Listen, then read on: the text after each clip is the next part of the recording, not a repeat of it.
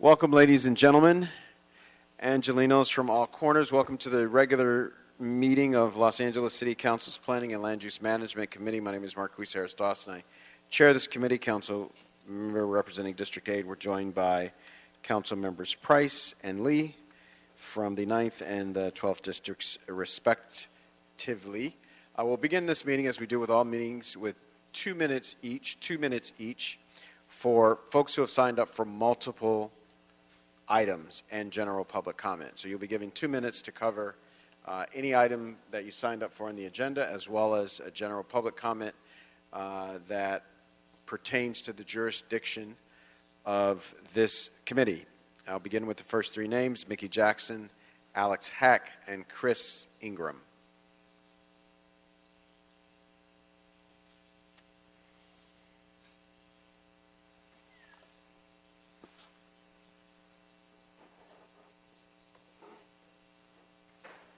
Mickey Jackson, AHF, Housing is a Human Right. You know, it seems like it would be silly to remind folks in this chamber that there's a crisis of homelessness and housing, and yet I keep seeing actions being taken that make me wonder if people know that.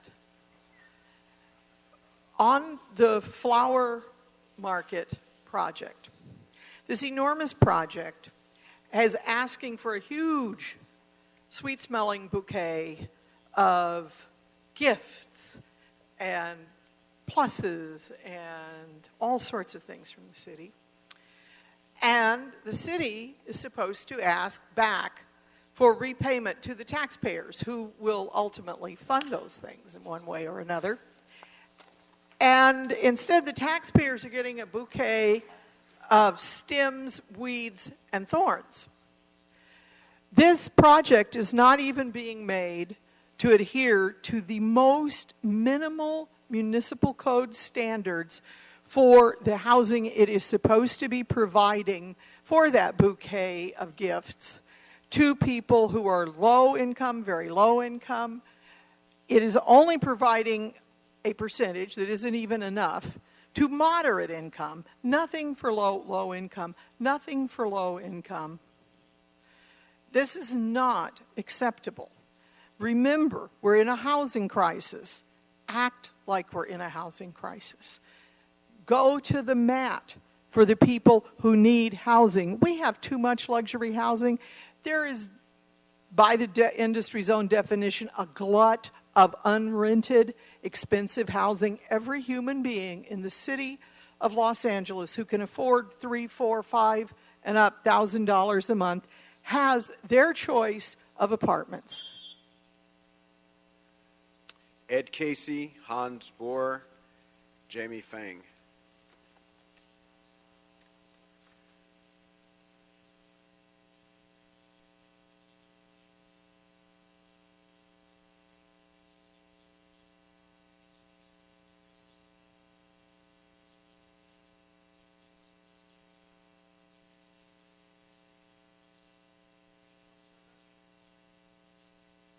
John Kono, Lance Williams. Captured under multiple item because of the two items that are related. Oh, yes.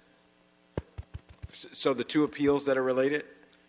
For flower market, for instance, you've got two yes. items. Yeah, so those speakers probably should go at the time of the item. Because they'll be taken as one. Got it. Okay, that's the plan. All right. So we can't do multiple comment because I have no way of knowing which is which. So we'll begin the meeting, Mr. Mejia, by considering item number 7. Yes, Councilman. Item 7 is a report from City Planning relative to the Master Platform Agreement and the resolution as it relates to home sharing. All right, we have a report from Department of City Planning.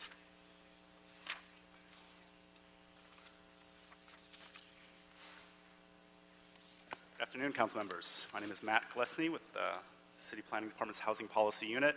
We are back this week to discuss another component of our home sharing program. The Master Platform Agreement, which was continued from last week's Plum Committee, when this committee approved a similar document called Appendix A to the Administrative Guidelines. As we mentioned last week, both the Appendix A and Draft Master Platform Agreement provide in detail exactly how hosting platforms such as Airbnb and Expedia and VRBO may comply with the platform responsibilities required by the Home Sharing Ordinance. The Master Platform Agreement must be adopted by City Council resolution to become effective, as must individual platform agreements signed by hosting platforms themselves. Today, we can announce that Airbnb has indicated that they plan on signing an individual platform agreement that is consistent with the draft Master Platform Agreement in front of you. We are also in discussions with other hosting platforms that have similarly indicated a willingness to sign, and we'll be back with those when we have those signed.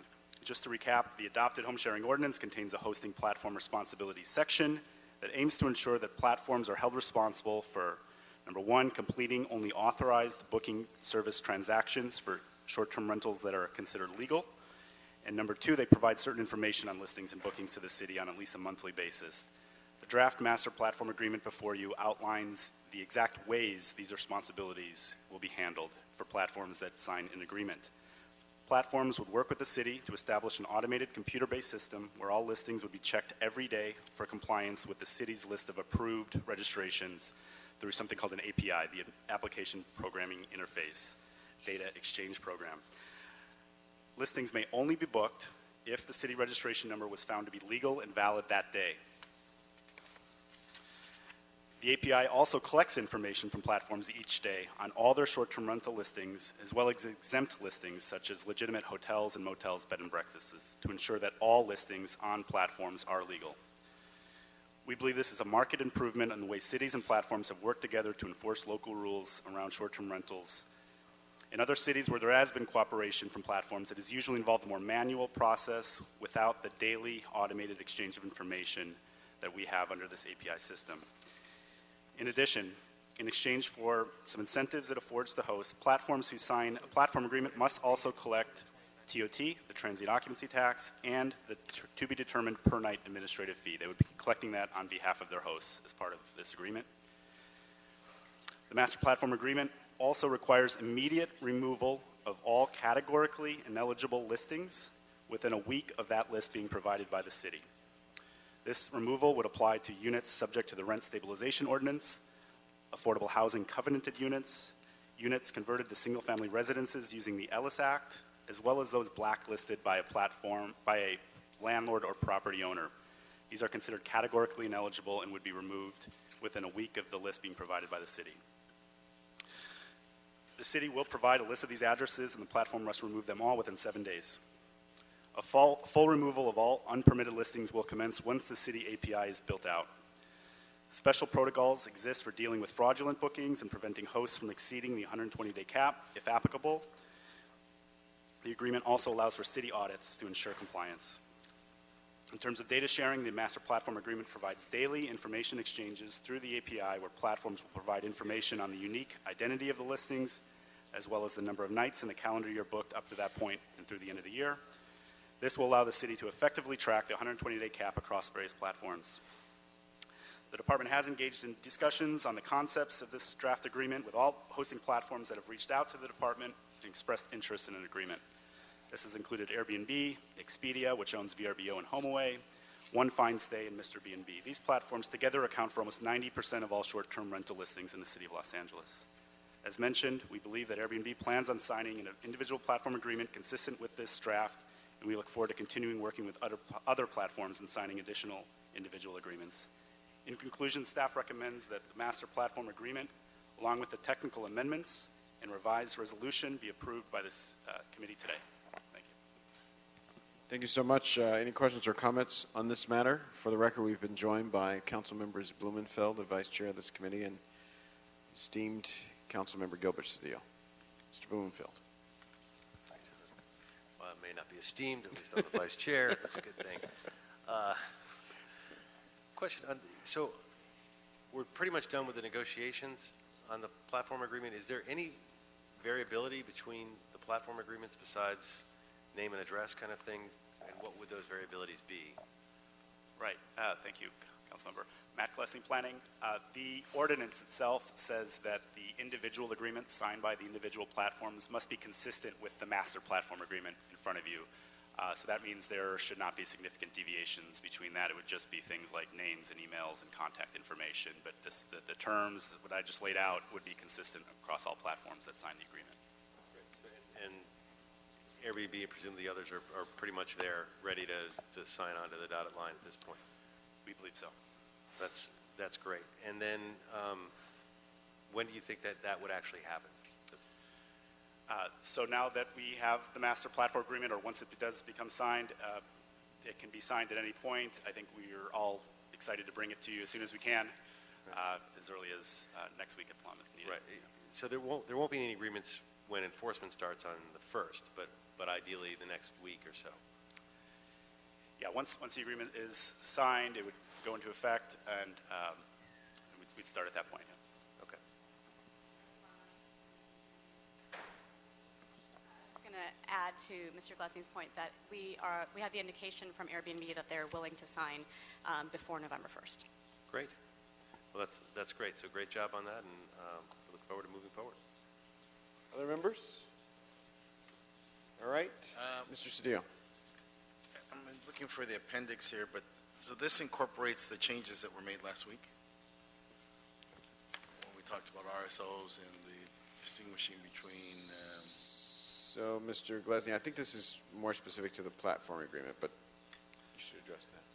So I believe the councilman's referring to a motion to amend the home sharing ordinance to allow certain owner-occupied rent-controlled rent stabilization units.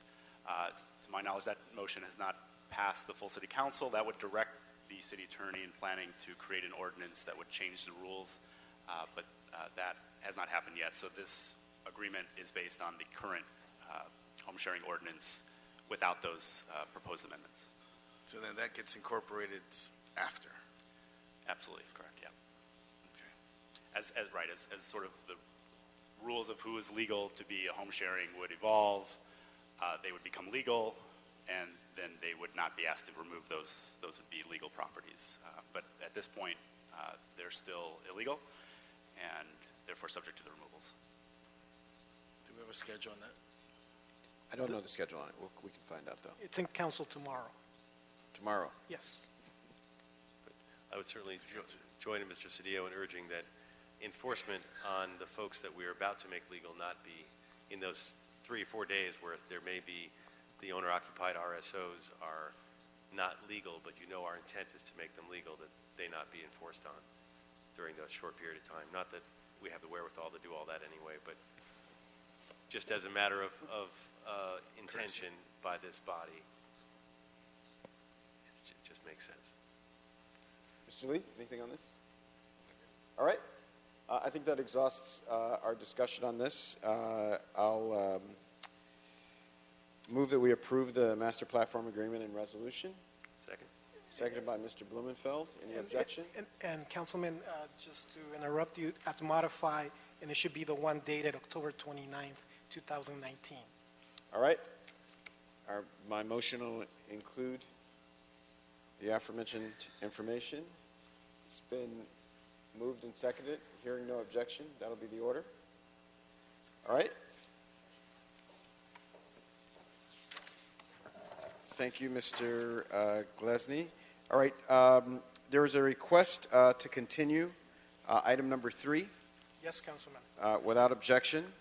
And then if we could read item number 2.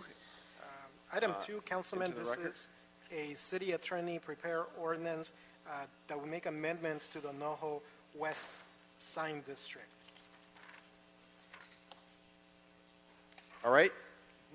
So there's a request to take that item on consent. If there's no objection from the members, that'll be the order. Hearing none, that item is approved. And item 3, Councilman, would be continued to a date uncertain. Yes. Yes, okay. All right, we're ready for item number 4. Councilman, item 4 is a motion Weston Harris Dawson. It's instructing city planning to prepare a historic cultural monument application for the property at 1054 South Orange Avenue in CD10. All right. There's a request to take this item on consent. If there's no objection, that'll be the order. Hearing none, that item is adopted. On consent, that takes us to item number 1. Item 1, Councilman, is the Director of Planning's weekly report. Mr. Keller. Good afternoon, council members. Kevin Keller, Executive Officer, City Planning. Just a brief report today. Just wanted to share with the committee that last Thursday, the City Planning Commission adopted updated citywide urban design guidelines. The original guidelines were adopted in June of 2011, and these new guidelines are much more concise, much more tailored, and again, they are guidelines, not requirements. So there are no requirements per se, but having a vision of good design in terms of how parking is addressed, walkable neighborhoods, climate adaptable design, and what we call 360-degree design, looking at design of all 4 sides of a building is something the Planning Commission wanted to endorse. So we're excited to report that those have been adopted. They will help guide decision making, and we're happy to share copies with anyone interested. So just want to report back and happy to answer any questions. Thank you. Any questions or comments for the director? If not, we'll continue item number 1 and move to item number 5. Item 5, Councilman, this is a motion of Wesson, Cedillo, Harris Dawson, Koretz. It's instructing the Housing Department, along with the City Attorney, to prepare an ordinance that would establish anti-displacement zones in the city. All right, we have a report from our Housing and Community Investment Department.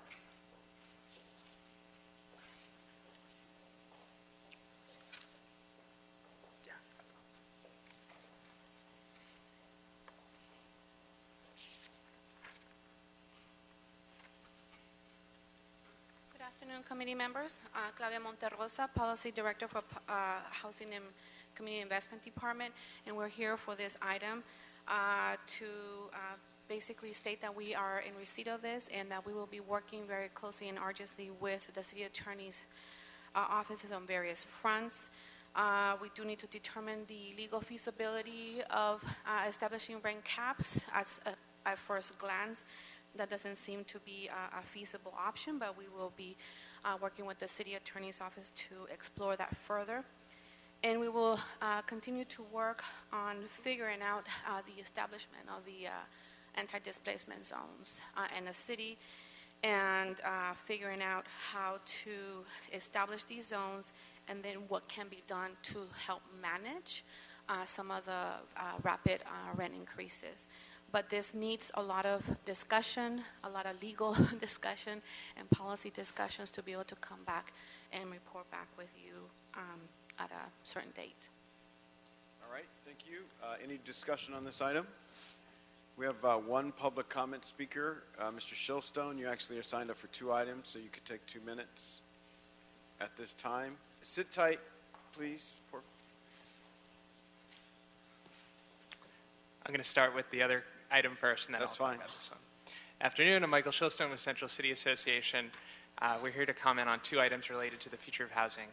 First, we'd like to thank Councilmember Rue and the City Council for engaging with SCAG's Regional Housing Needs Assessment process. We're strongly supportive of the joint report's recommendations to amend SCAG's Rena methodology. The changes recommended in the report would allocate housing to transit and job-rich areas instead of basing it on failed past practices of relying on subjective input.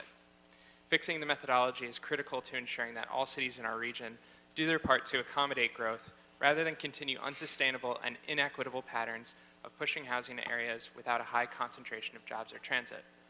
As you know, every City Council member has a vote on SCAG's Regional Council, and we encourage each to attend the Regional Council meeting on November 7th to advocate for a plan that prioritizes sustainability and access to economic opportunity for all. The second item we're here to comment on is the anti-displacement zones motion. We understand and appreciate the intent of this motion to target displacement. There are many questions that must be answered before drafting an ordinance. Namely, how will this proposal be aligned with state housing laws, and how might it impact housing supply? The motion points out that we need more affordable housing, which we agree with, but freezing rents in a specified radius around new 100% market rate housing will not increase supply of housing and could have unintended consequences. We must recognize that all housing in the city, not just newly built housing, is becoming a luxury because we're not building enough of it.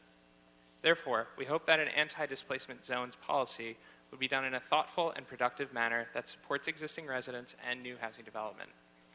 Before drafting an ordinance, we request that there be reports back from relevant departments on how this policy would interact with state laws, the city's rent stabilization ordinance, its potential impact on housing in the city, and how it could be implemented in a fair and equitable manner. CCA stands ready to work with you on this issue and bring new ideas to the fore. Thank you. Thank you so much. Any discussion on this item after hearing from the department and our public comment? Seeing none, I want to ask a question and possibly make an amendment. One of the other ideas that has come out of other cities for anti-displacement zones or renter protection zones is the possibility that there would, once the Ellis Act is invoked, that tenants and or public housing departments be given an exclusive time period to purchase the building. I wanted to hear your opinion about the possibility of such a provision. So this is an initiative or a policy that's taking place nationwide, and we have been hearing from other big cities, high-cost cities, that this may be an approach to help address some of these critical issues. And so in terms of the state law, there is a recent 2-year-old law for at-risk buildings. But perhaps we can look at that existing state law to see what can be done in terms of allowing public entities or mission-driven organizations to purchase some of these Ellis properties. But we do need to have a serious conversation in figuring out what is the legally feasible approach to that. In terms of other possibilities is a new state legislation that helps establish a land bank, and that's something that we are currently exploring. In the next several months, there is a lot of interest to see how we can actually leverage other resources, not just from the city, but from the county through Measure A, Measure W, and Measure M.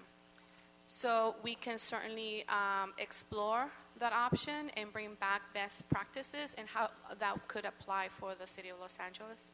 Thank you so much. All right, so I'll put forward an amendment asking HCID, together with the city attorney, to report back on an option providing tenants and or public housing entities the exclusive option to purchase a building from an owner seeking to exit the rental market under the Ellis Act before it can be listed on the public market.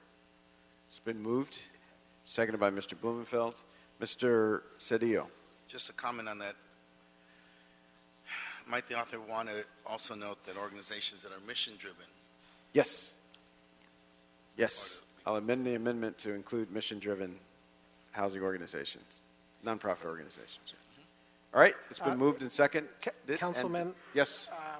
CD10 has submitted a letter for the record with about 7 amendments to the motion, very specific amendments.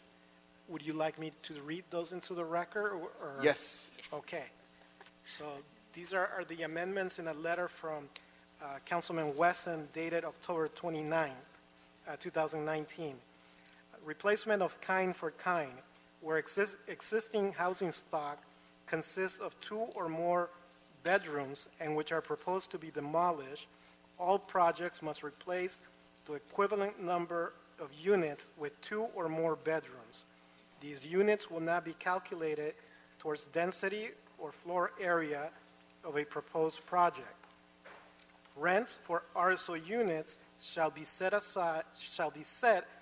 the amount at the time the RSO units were removed from the rental market, with allowable increases permitted by HCID for each year the RSO unit was off the market and or under construction. 2, projects which do not propose to utilize density bonus or transit-oriented incentives or are otherwise 100% market rate shall be required to set aside a minimum of 30% of the units for families possessing Section 8 vouchers for a period of 25 years. 3, projects that provide a minimum of 40% of 2 or more bedrooms within a project and which utilize density bonus and transit-oriented incentives shall receive an equivalent bonus in floor area, irrespective of any existing underlying limitation by a specific plan, an overlay zone, CPIO, or other restriction.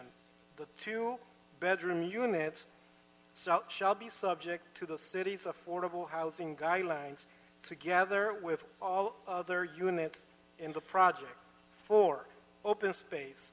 For projects that provide a minimum 40% or more of 2 or more bedrooms within a project, any open space cover or uncover, active or passive recreation areas, as well as dog runs, landscape and/or rooftop areas or other amenities that are accessible to all residents, not including required common areas, including bathrooms, mail rooms, storage, utility areas, trash areas, etc., shall not be counted towards the floor area.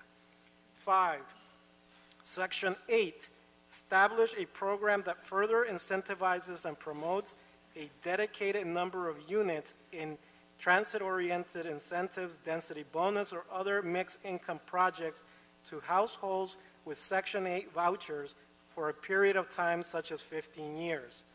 6, anti-displacement zone. The radius shall be 1 mile. 7, tenant relocation plan. For projects and households within the anti-displacement zone, modify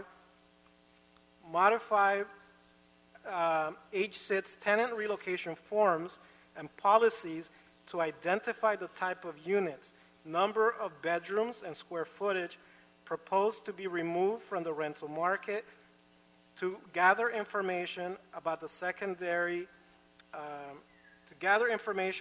number of individuals in the household, income, rent, length of tenancy, primary and secondary contact information, etc.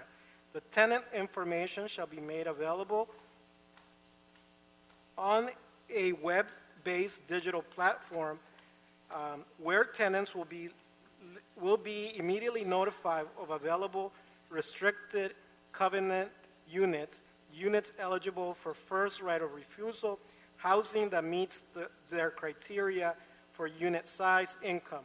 This tenant portal shall be used to connect tenants to real-time information on housing being developed in their area, rental applications, and information on applying for and securing Section 8 vouchers. Sincerely, Herb J. Wesson, President of the LA City Council. All right, so this is a lot. Madam City Attorney, I want to ask your opinion. Some of us are just seeing this now, and so I'd request that we table this and revisit it at the end of the meeting. You can hold the item and decision till the end of the meeting. The process, if you move this item forward either way, the matter has to go to council for council to vote on your recommendation, whatever you decide today, and then it'll be for the city attorney and HCID to come back with a report answering some of the questions that you asked for additional research on, as well as a draft ordinance. Okay. Ms. Blumenfeld. I'd like to get a copy of it. I haven't seen it yet. But Councilman, I was emailed a copy. I myself don't have a hard version, but we can provide you one. Okay. And was it a ordinance change that's being requested in that letter, or was it a report back? I believe the intent of the motion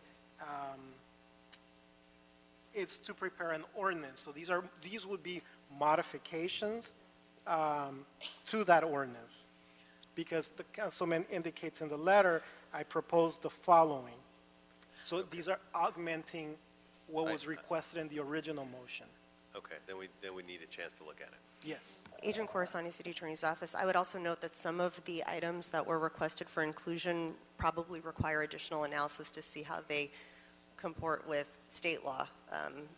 We may be preempted in some cases. Right. We have to actually look at it.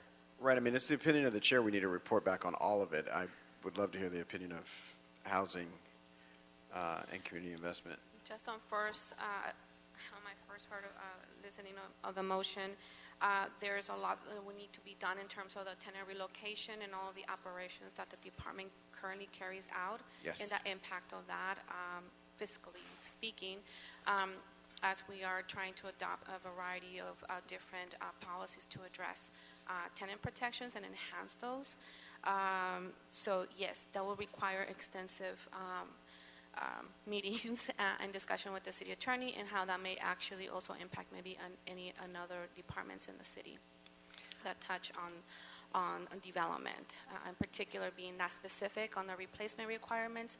So we will need to look at existing density bonus law or any other state law that impacts the replacement requirements for RSO or affordably restricted units in the city. A consideration for the committee is to amend this so that it is a report back on all of the amendments that are being presented. Yes. And not have the ordinance come back just yet, but for the recommendations to come back that would then inform Before we go the to, ordinance. before we ask for an ordinance. Yes. And if Kevin Keller, city planning, if possible, a number of the items that were raised in the letter deal with density, open space, numbers of units, floor areas. So we might advise including the Department of City Planning in the report back. All right. So members will get a hard copy of this. We will table a decision until later in the meeting. And your suggestions from housing, planning, and the city attorneys are all duly noted.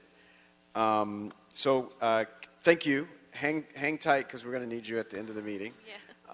But we'll move now to item number 6. Item 6, Councilman, this is a joint report from Housing, Planning, and the CLA's office. It's in response to a motion by Councilman Ryu Bonin requesting comments to SCAG's methodology as it relates to RENA, the Regional Housing Needs Assessment. And staff from the various departments are here. Yes, welcome.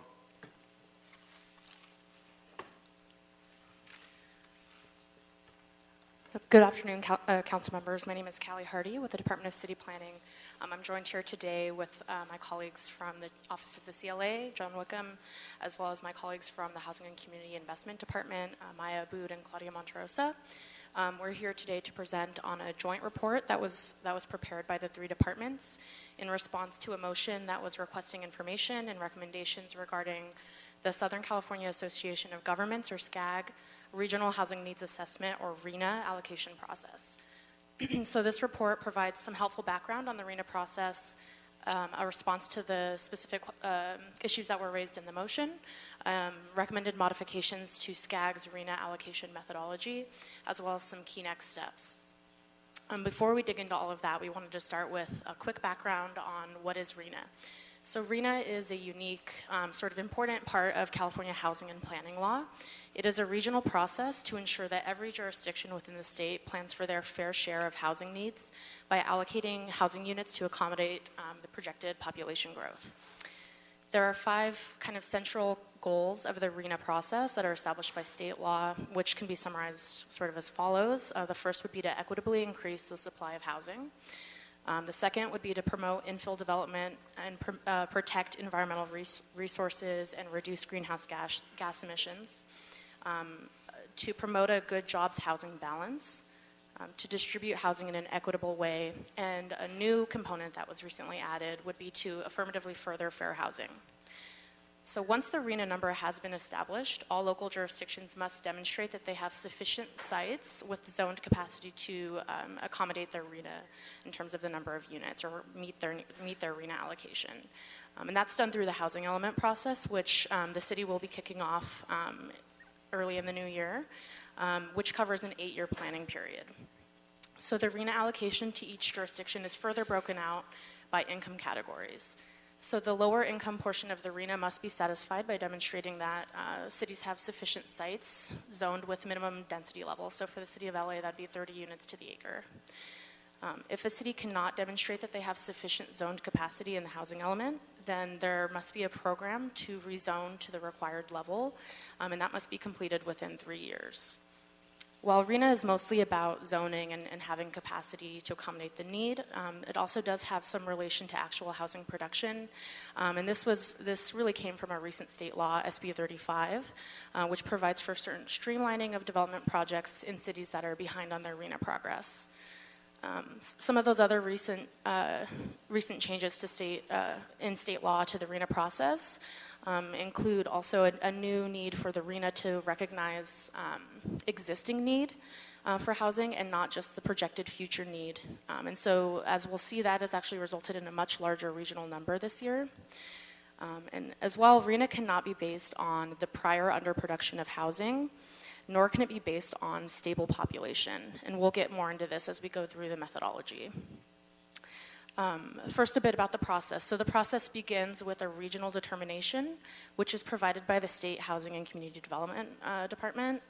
That figure that has been determined for the SCAG region is 1.34 million housing units.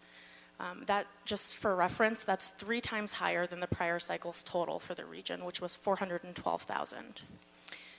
So as we've kind of alluded to, the biggest portion of this determination, around 836,000 units, is based on the estimated existing need for housing, which reflects growth that has already come to the region, but has resulted in overcrowding and severe overpayment of housing costs. SCAG had challenged the state number, finding that it was too high, but the state confirmed that final 1.34 million determination for the region earlier this month. Now that the region has a final RENA determination, SCAG is continuing work to allocate this large regional number across the 188 cities and unincorporated areas of the various counties within the region. And so this is the process that will result in what's called the RENA allocation methodology, which is the subject of the report. In August, SCAG released 3 draft methodologies to allocate the RENA. Based on the public comment that was received, SCAG staff combined these options and added some additional components to come with their recommended draft allocation methodology. The draft RENA allocation methodology would split this 1.3 million housing unit figure into the projected need and existing need portions, and would also apply some different formulas for each category in order to determine the individual allocations that will go to each jurisdiction. So the projected need portion would be based largely on the projected household growth, which sounds fairly straightforward. However, the way that SCAG calculates the projected household growth is determined through a process called Connect SoCal, or part of the Regional Transportation Plan, RTP-SCS. And there's some additional information on that process as part of the report, and we'll get into that a bit in our comments on the methodology. And then the larger existing need component is a little bit more complicated. So 50% of that component is based on that projected household need or projected household growth factor. And then the other 50% is split between a jobs access and a transit access calculation. Then there's also a residual factor that would be applied to the existing need component, where the same household growth factor would be applied as a cap on a jurisdiction's total allocation, with the residual existing need being distributed among certain jurisdictions. So the result of this draft allocation methodology would be an allocation for the city of Los Angeles of about 450,000 units, which would represent about 34% of all of the regional housing units in the SCAG region. It might be worth noting here that the city represents about 20% of the region's population. The prior cycle RENA allocation for the city was about 82,000 units. So that would mean that this cycle's draft figure is almost 6 times higher than we have planned for in the past. About 258,000 of those 450,000 units, or about 57%, would be targeted as affordable, which is further broken down into 3 income categories: moderate, low, or very low income. So that the city's draft RENA allocation is about a 33% increase in total housing units, whereas many similar cities in the region would get less than a 10% increase in their allocation compared to past cycles. City planning has not yet been able to ascertain whether the city would need to rezone sites to accommodate that anticipated 450,000 unit allocation. That would be some of the work that would be done through the housing element process. One thing to note might be that the city's prior housing element identified more than 500,000 units of housing capacity. However, the methodology for selecting suitable sites has changed in this cycle, and there's just still some lack of clarity in terms of how the new rules will be implemented by the state. However, that being said, if additional zoning capacity is required, there are several planning efforts that are scheduled to be completed within 3 years of the adoption of the housing element, including the Community Plan Update Program, as well as the Transit Neighborhood Plans Program, as well as work going on to expand the applicability of and the ability to build accessory dwelling units in the city. So I'll now turn the presentation over to John Wickham with the CLA to provide an overview of the projected costs to meet this allocation. And then Maya Aboud with HCID will wrap up the discussion with some of the department's concerns and suggested changes to the RENA methodology. Good afternoon, John Wickham with the CLA's office. The motion requested that staff look at the costs associated that might come along with this RENA allocation. So we've identified 2 main categories of cost. The first is city staff will incur costs. The city will incur costs in revising the general plan, that being the housing element update that Callie had just mentioned, as well as any revisions that may be necessary in the 35 community plans, which is where zoning and land use are dealt with. As Callie mentioned, I think there is a budgetary plan to update the housing element and the community plans going forward. So there isn't a significant concern at this point about the availability of funds to do that work. In addition, the city can apply to the state for funding under SB 2 to offset some of the costs associated with the planning effort to implement the RENA. So that's one category of costs. The other more significant area of cost relates to actually building the affordable housing units that are obligated under the RENA. And so this is really rough. You know, we're looking at an 8-year allocation of units, 450,000 units over the course of that 8-year period. We don't know what's going to happen with the economy. We know that there are trade issues that drive costs in building housing and affordability of materials to build housing. We don't know if there will be any innovations coming forward in housing construction. So these are very rough numbers.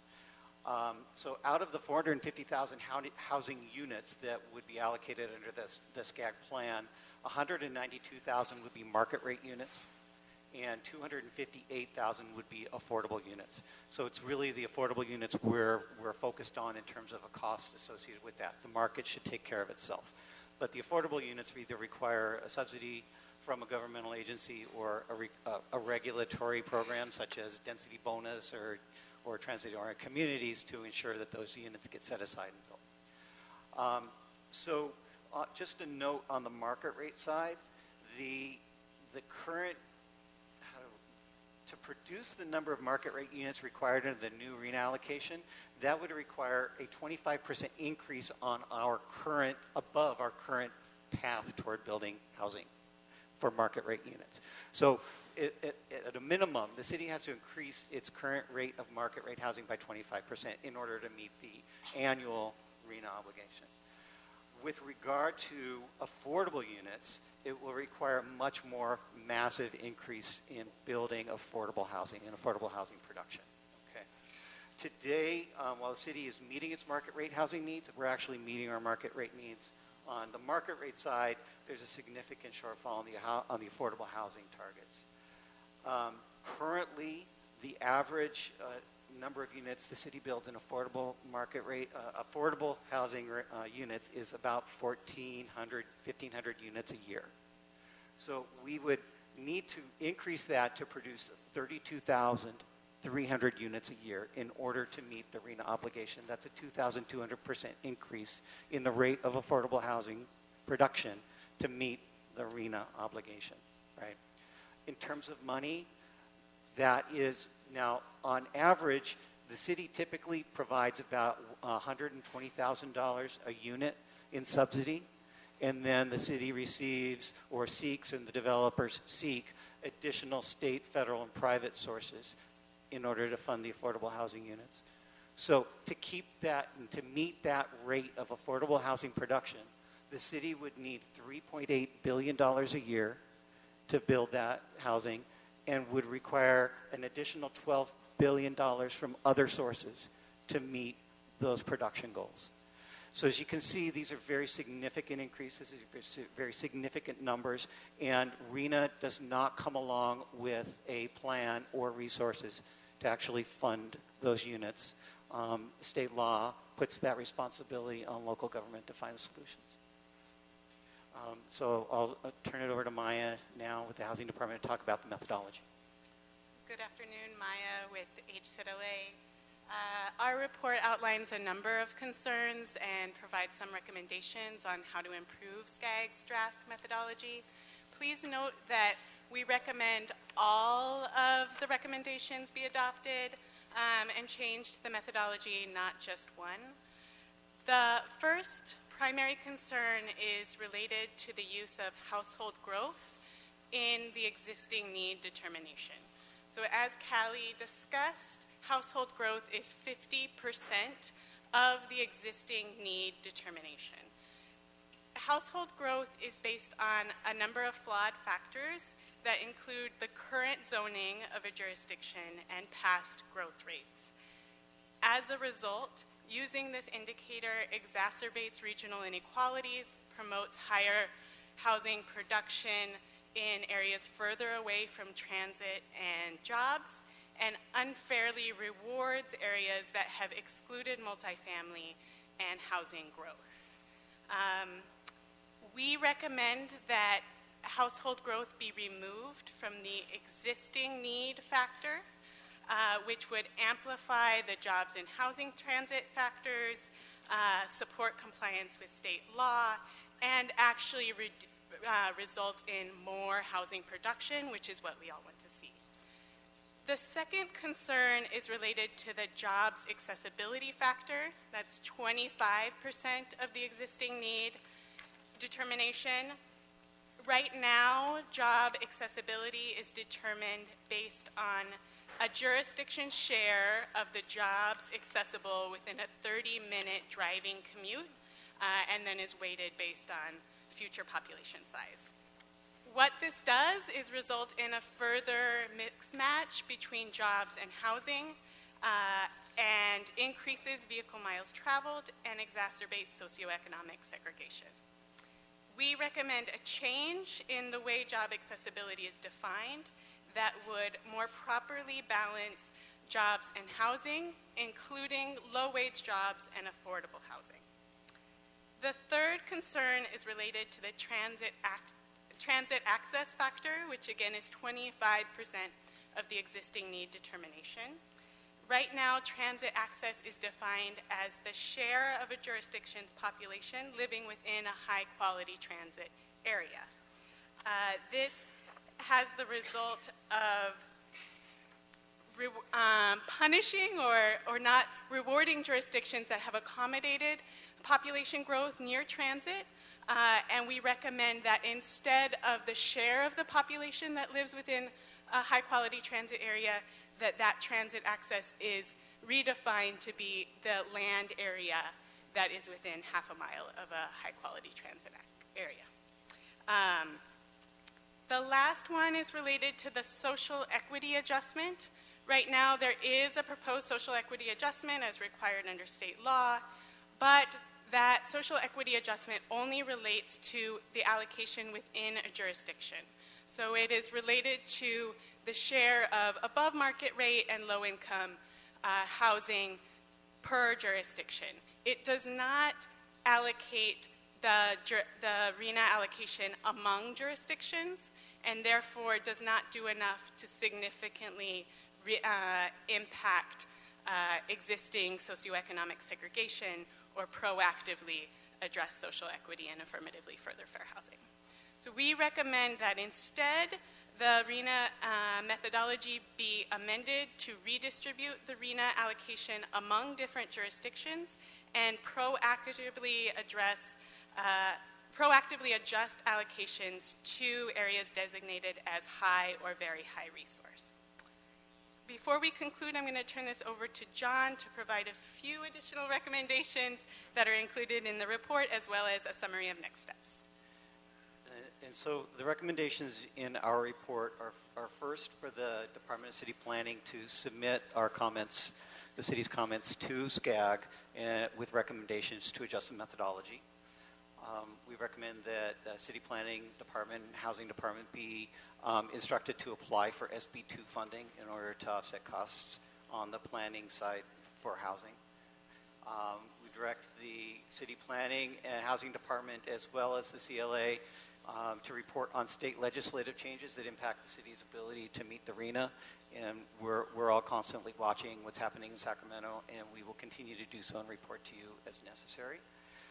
Direct HCID to report with funding sources available to support affordable housing and preservation, and instruct the City Planning Department to report with recommended changes to the growth forecast to ensure the city and regional policy objectives are being met. And finally, instruct the CLA, City Planning, and HCID to continue to monitor the progress at SCAG and report back with the outcome of the vote.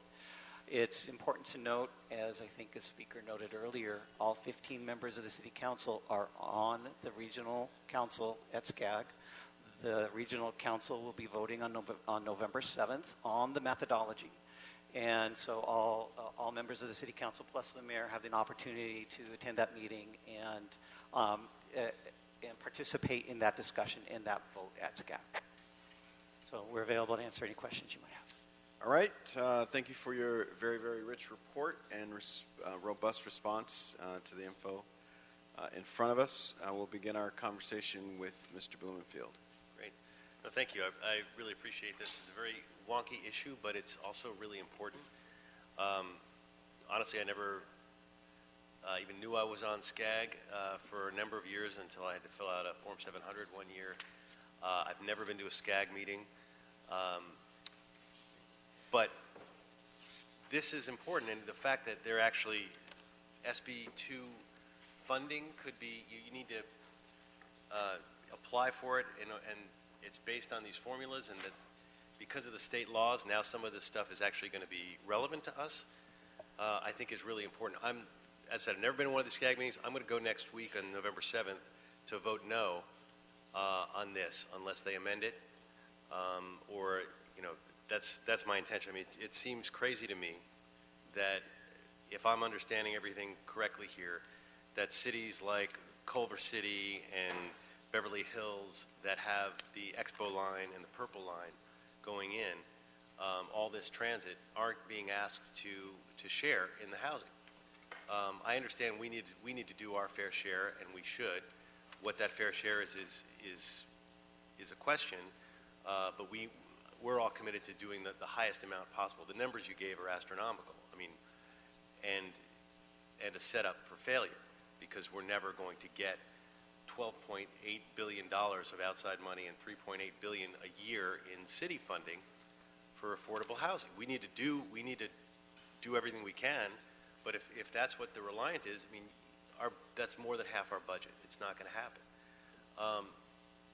So that being said, we can't allow this formula to go forward as I understand it. We need to make sure that it's clear. At least and I want to make sure I'm understanding this correctly. I mean, that's what's being said. So cities that have basically haven't planned like we have, the cities that have been anti-growth are getting a pass, and cities like ours that have been proactive are being asked to do the lion's share. Is that correct? And yes. Cities like ours, and then also exurb communities, San Bernardino, Riverside County, so that has significant impacts on our transit commutes. Right. Which, from a sprawl perspective, if you believe in smart growth, and you know, and we're trying to do it, you know, in my district, we're trying to concentrate the growth in the Warner Center. We're trying to practice what we preach here. But for us to send all the growth out into the hinterland doesn't make sense from an environmental perspective. When we're investing in transit, and the cities along those transit corridors aren't being asked to do anything, or aren't being asked to do anything comparatively. I mean, I understand it's a 10% increase, but compared to a 33% increase, that's a big deal. So, so how likely is it that this gets changed? I mean, theoretically, we represent almost 20%. So if we all were to go to this meeting, that could be substantial. And is it relevant, or is it, you know, are these numbers, is nobody going to meet these numbers and it's really not relevant, and it's, you know, or explain to us how relevant this is and why.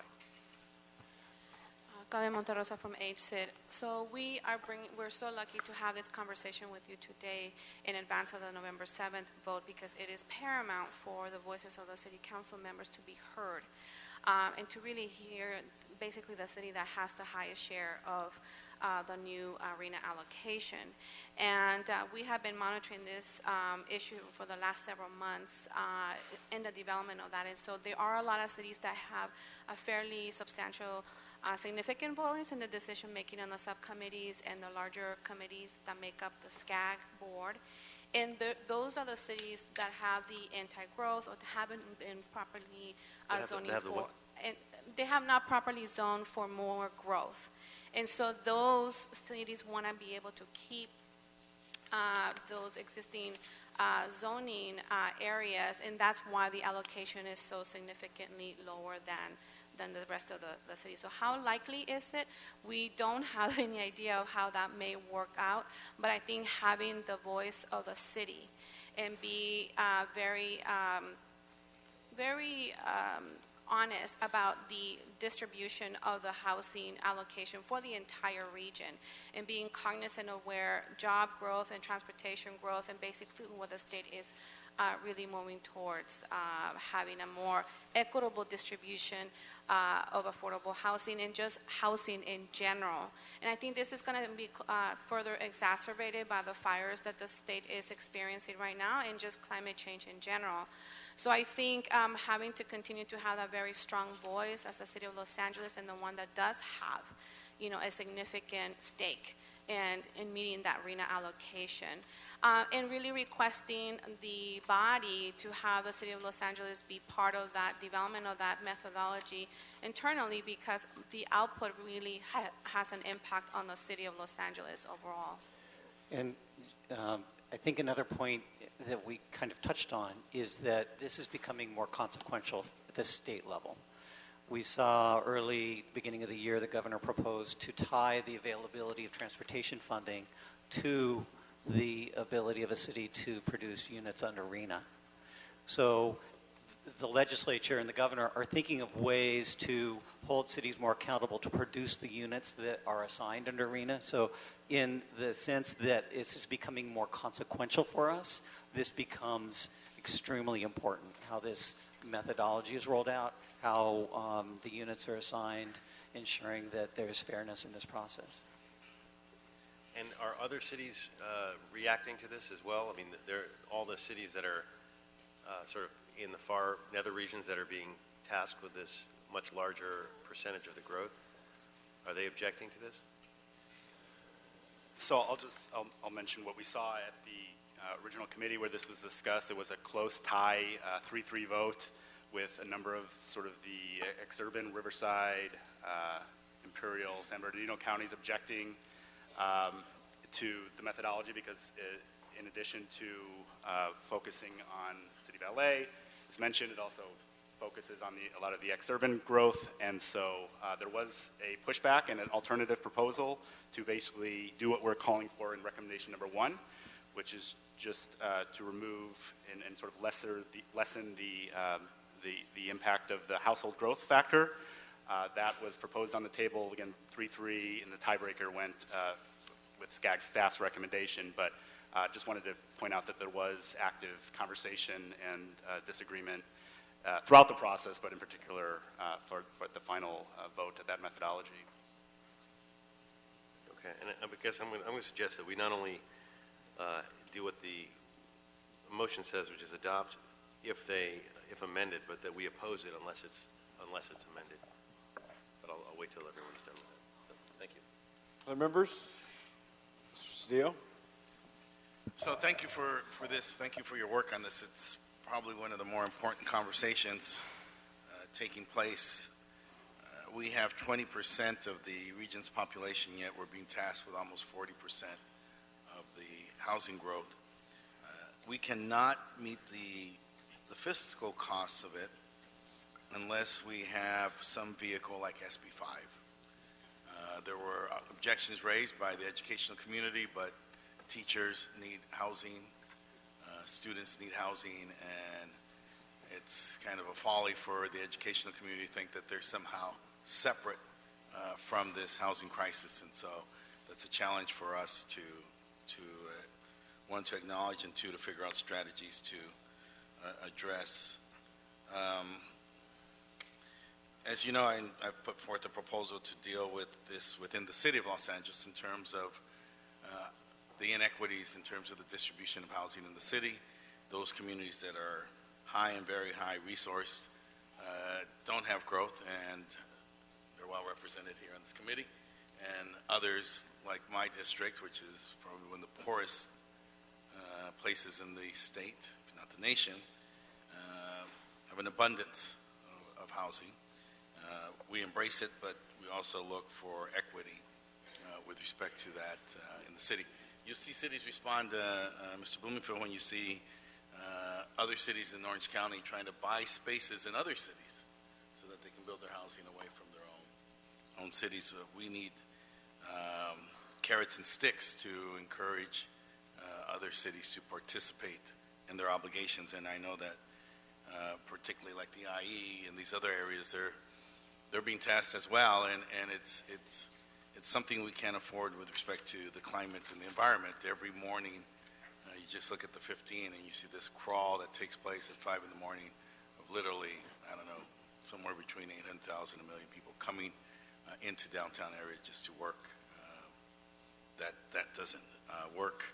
I think one of the other things for us as a council is to look at SB5 when we talk, or not SB5, SB50, when we think about a carrot and stick approach here, that we are going to have to look at some sticks like SB50 and figure out a redo of that works for us. It will require us being flexible with some of our local control, but we actually need that in terms of taking a regional perspective so that other people are participating and we can construct the type of equity not just within our city but within our region. And I think it's incumbent upon us to reevaluate SB50 and figure out how we do a redo of that proposition. Thank you, Mr. Chair. Bryce.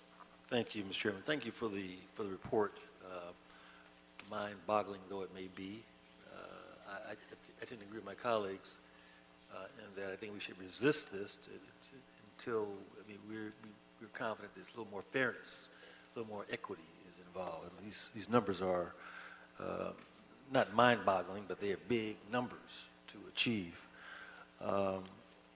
When are we going to need to comply with this Rena allocation methodology? What's kind of the timing under the best circumstances for compliance? And what happens if if there is no compliance, or if we fail to comply, if we fail to?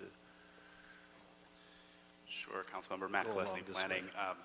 So Rena has always first and foremost been a zoning and a planning tool. So it's always been about you get your number of units and you have to plan and show the state that you have enough capacity, enough zoning for multifamily housing to meet that.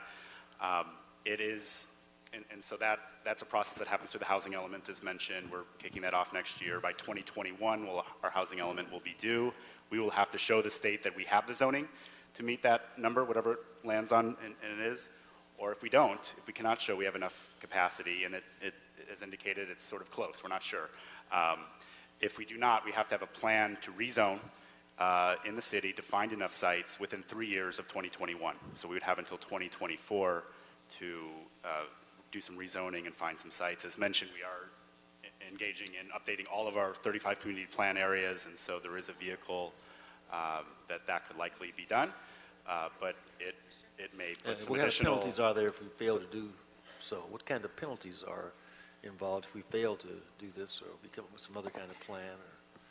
So the other penalties that are now becoming more increasingly prominent among those is SB 35 and the result to that now we have to do 50% for the streamlining projects. But most importantly is the financing that is being tied to being in compliance with the housing element on an annual basis.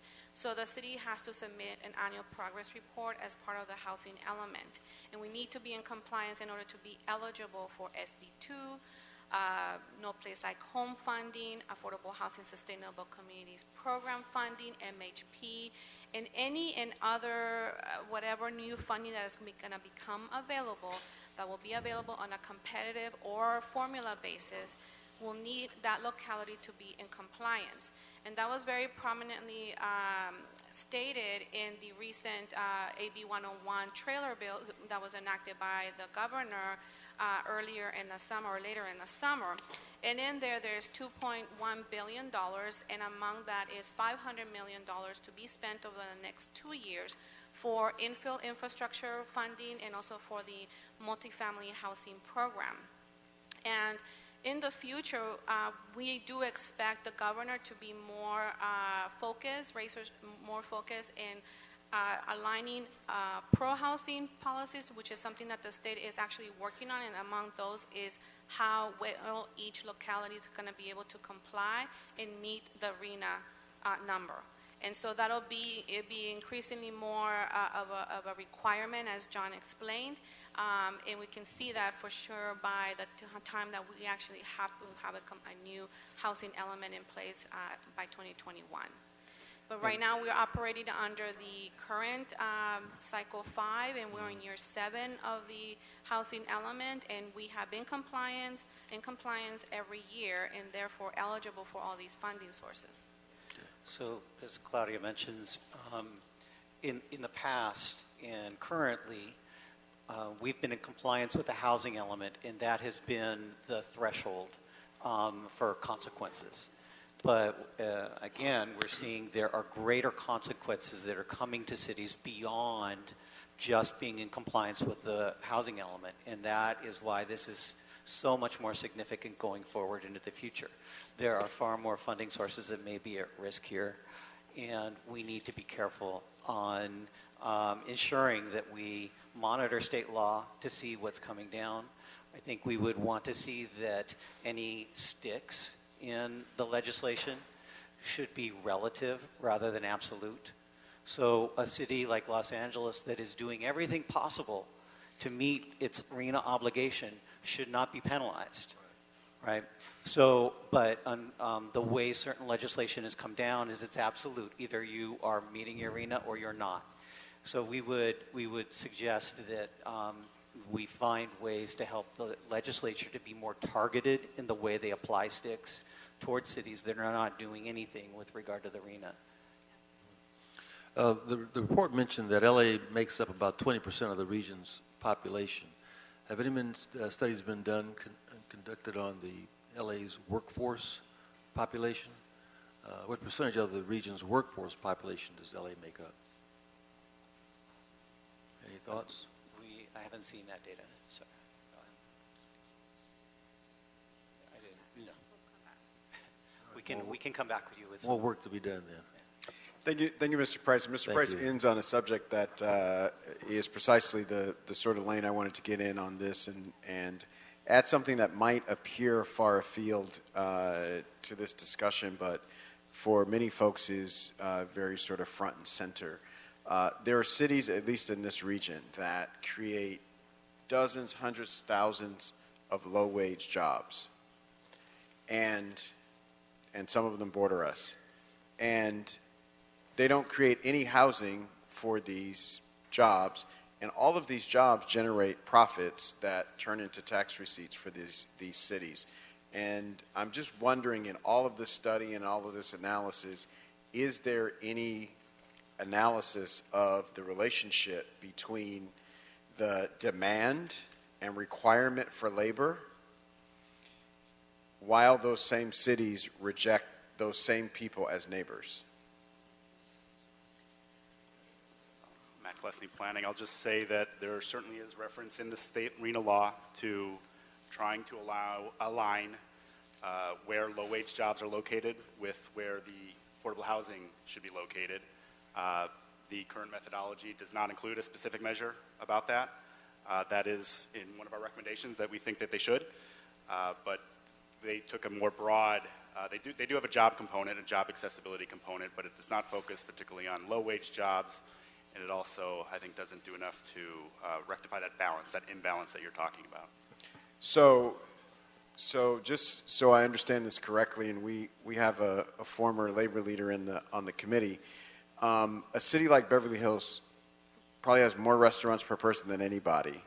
The bus boys, the waiters, the waitresses, the hostess, the janitors, the cooks and bakers, no responsibility on the city of Beverly Hills to either provide housing or provide funding for the places that do house those people? Yes, that's why we are asking for these changes to be made to the methodology. And that's why the existing growth, for population growth, and access to transit and jobs is so important. One of the flaws is that SCAG, or however this is being computed, is not really taking into account actual commute times, to be able to come from, San Bernardino to Los Angeles, which is where most of the jobs are. So that type of analysis needs to be conducted. I'm sure it exists and it has been done, and it's how that's actually been, is brought together or incorporated into this new methodology. And that's why we're strongly urging for the approval of these new elements for them to rework the methodology, essentially, to be able to address these job issues and transportation and access to transportation. Well, that I just respectfully request that you all drive that point home passionately. I won't be there with my colleague, Mr. Blumenfeld, on the 7th, but we gotta make the case because communities pay to educate the children of these workers. We pay for police services, and on these commutes, all of us, none of us are immune from breathing the CO2s. Like that, we all get that. But we don't reap the benefit of the activity, and so I can't stress enough how important that is to the men and women and taxpayers of the city of Los Angeles, and I think a lot of cities around the region, especially the ones that do their fair share on housing. I've got a couple public comment speakers on this item, so we'll hear from them. We'll ask you all to hang tight in case there's something that comes up that you all want to speak to. We have Olivia Lee and Nick Burns, and as they come up, Mr. Blumenfeld. Yeah, just a quick question. On the SCAG, is there a way to do proxy votes with the council, or folks actually have to show up to vote no? Can we? I will look into that and I will get back to you. I mean, because I think we have a strong case and a large body, but none of us are accustomed to going there, and it's a pain to do it. So if we could do that, that would be great. Good afternoon, council members. My name is Olivia Lee from the LA Area Chamber of Commerce. To answer your question, I don't think you can proxy your vote, just as an FYI.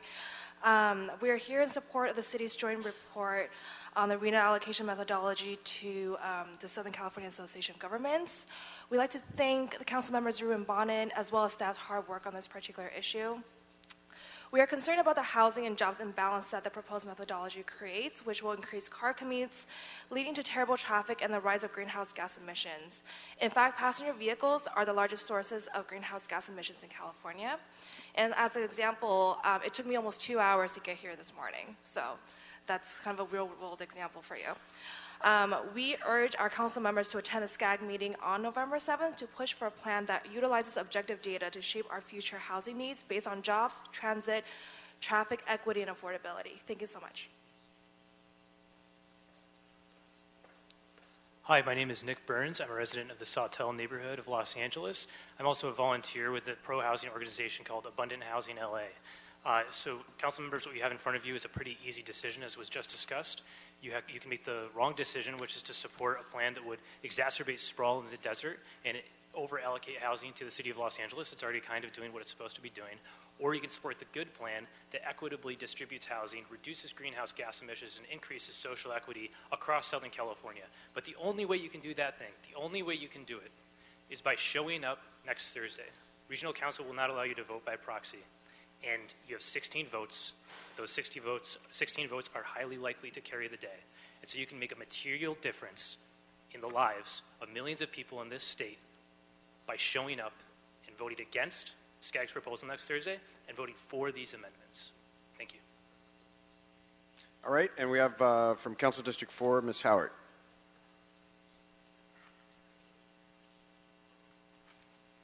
Good afternoon, council members. Thank you. First of all, I want to say thank you to all the staff who have been working on this. They've done an excellent job in turning this report around in a timely fashion. We needed it ahead of November 7th, so as long as it goes to council next week, we'll have that out there. So I'm Emma Howard. I'm the Director of Planning for Councilmember David Rue, Council District 4. The council member has been participating in the SCAG Regional Housing Needs Assessment Allocation methodology process for the upcoming RENA cycle. And he has had serious concerns about the process and the impact it will have on our city's work to end the affordable housing crisis. I also want to note Council Members Bonin, Council Members Buscaino, and the Mayor has also submitted a letter and been present at the Regional Council.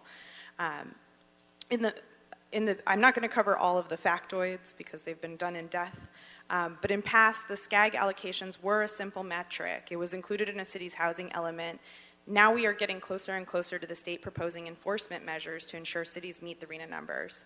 It's not a solely academic exercise. It will start to have an increasing fiscal and permitting impact on local California jurisdictions. And as a leader in the region with 20% of the population, potentially 35% of the needed permitted affordable units, it matters that we're proactively prepared to respond.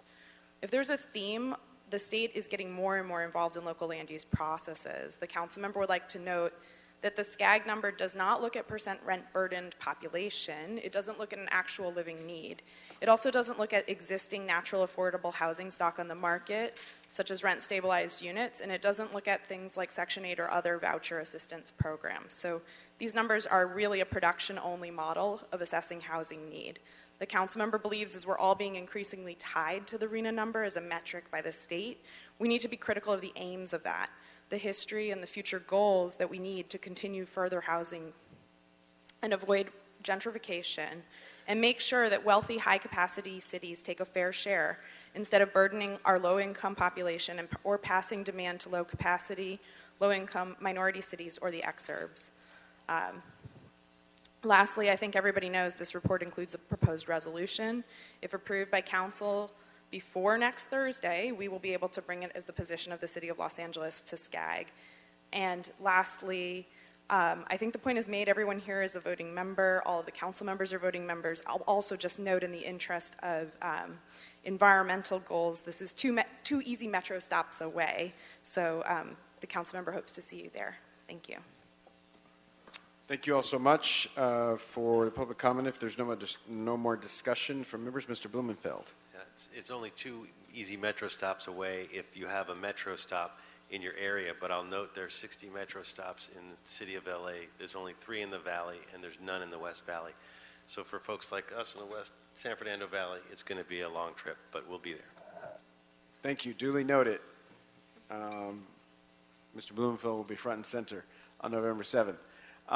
Mr. Mejia, we have a recommendation before us that incorporates the recommendations that we heard today from staff. If you could read that into the record, I'll move it, and hopefully there'll be a second and we can consider it. Yes, and I wanted to add the second piece that we have here, adopt if amended, and I'd like to add oppose if not amended. Yes. Okay, so the recommendation, Councilman, is to approve the joint housing, planning, and CLA recommendations and the accompanying resolution, attachment A, to support the RENA allocation methodology proposed by SCAG, if amended, to incorporate the revisions enumerated below and authorize the planning department to submit to SCAG as the City of LA's comments. The recommendations embedded in the report, there's 6 of them. They've been read into the record by Mr. Wickham, and also the if amended language that is embedded in the resolution denotes to remove the household growth factor from the existing need component, to incorporate a better way to explicitly promote housing in jurisdictions with a severe jobs housing imbalance, and incorporate a measure of low-wage jobs and affordable housing to define transit access according to the total acreage or land area that is located within half a mile of a high-quality transit stop, and to revise the social equity adjustment to redistribute Rena allocations across different jurisdictions rather than within them. All right, it's been moved. Mr. Bloomfield? The one thing I didn't hear was the addition that I made about oppose if not amended. Yes, in addition to Mr. Blumenfield's language. Excellent. All right, we have a motion. Been seconded by Mr. Bloomfield. Any objections? Hearing none, that'll be the order. Thank you all so much for your thorough report on this. That takes us to item number 8. Item 8, Councilman, this is a report from the Planning Commission. This is a CEQA appeal that was filed by Stuart Foreham. It relates to a 77 residential unit project in the city. All right, we have a report from staff in this matter. Good afternoon, council members. I'm Jordan Turner with the Department of City Planning. The item before you today is a CEQA appeal of a Class 32 determination made by the City Planning Commission in conjunction with the TOC appeal. The appeal is largely repetitive of the claims raised in the appeals to the City Planning Commission.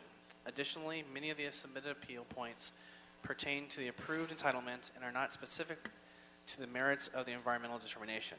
For your information, in accordance with the LAMC, the TOC entitlement is not further appealable to the City Council. The main appeal points raised were related to the following: the use of the Class 32 exemption, the granting of 3 additional TOC incentives, incorrect base heights and transitional height, and that the project violates the use of RES3 rear yard setback. As detailed in the appeal response dated October 25th, 2019, the appellants have failed to adequately disclose how the city erred or abused its discretion. Additionally, no new substantial evidence was presented showing that the City Planning Commission has erred in its actions relative to the categorical exemption.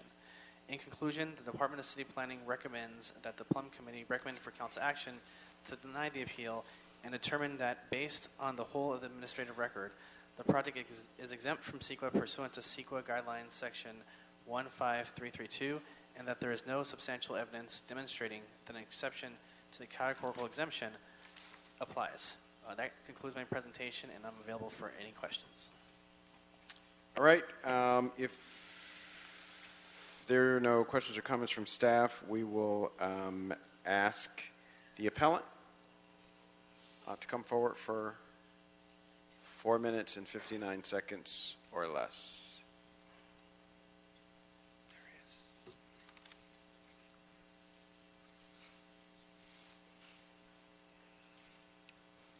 Thank you, Chairman and honorable commission members. My name is Mitchell Tsai. I'm here on behalf of the neighbors of Glendon Avenue, as well as appellant Dr. Stuart Fordham. First, I'd like to cede my time to Dr. Fordham to explain some of his concerns about this project. I thought he was going to speak first, but thank you for the opportunity to speak with you gentlemen and ladies today. My name is Stuart Fordham, and I've lived on Glendon for 44 years, and I'm here representing myself and my neighbors' interests and concerns. We bought our homes with the understanding the commercial height limits of the properties behind us will be approximately 40 feet and not approximately 60 feet.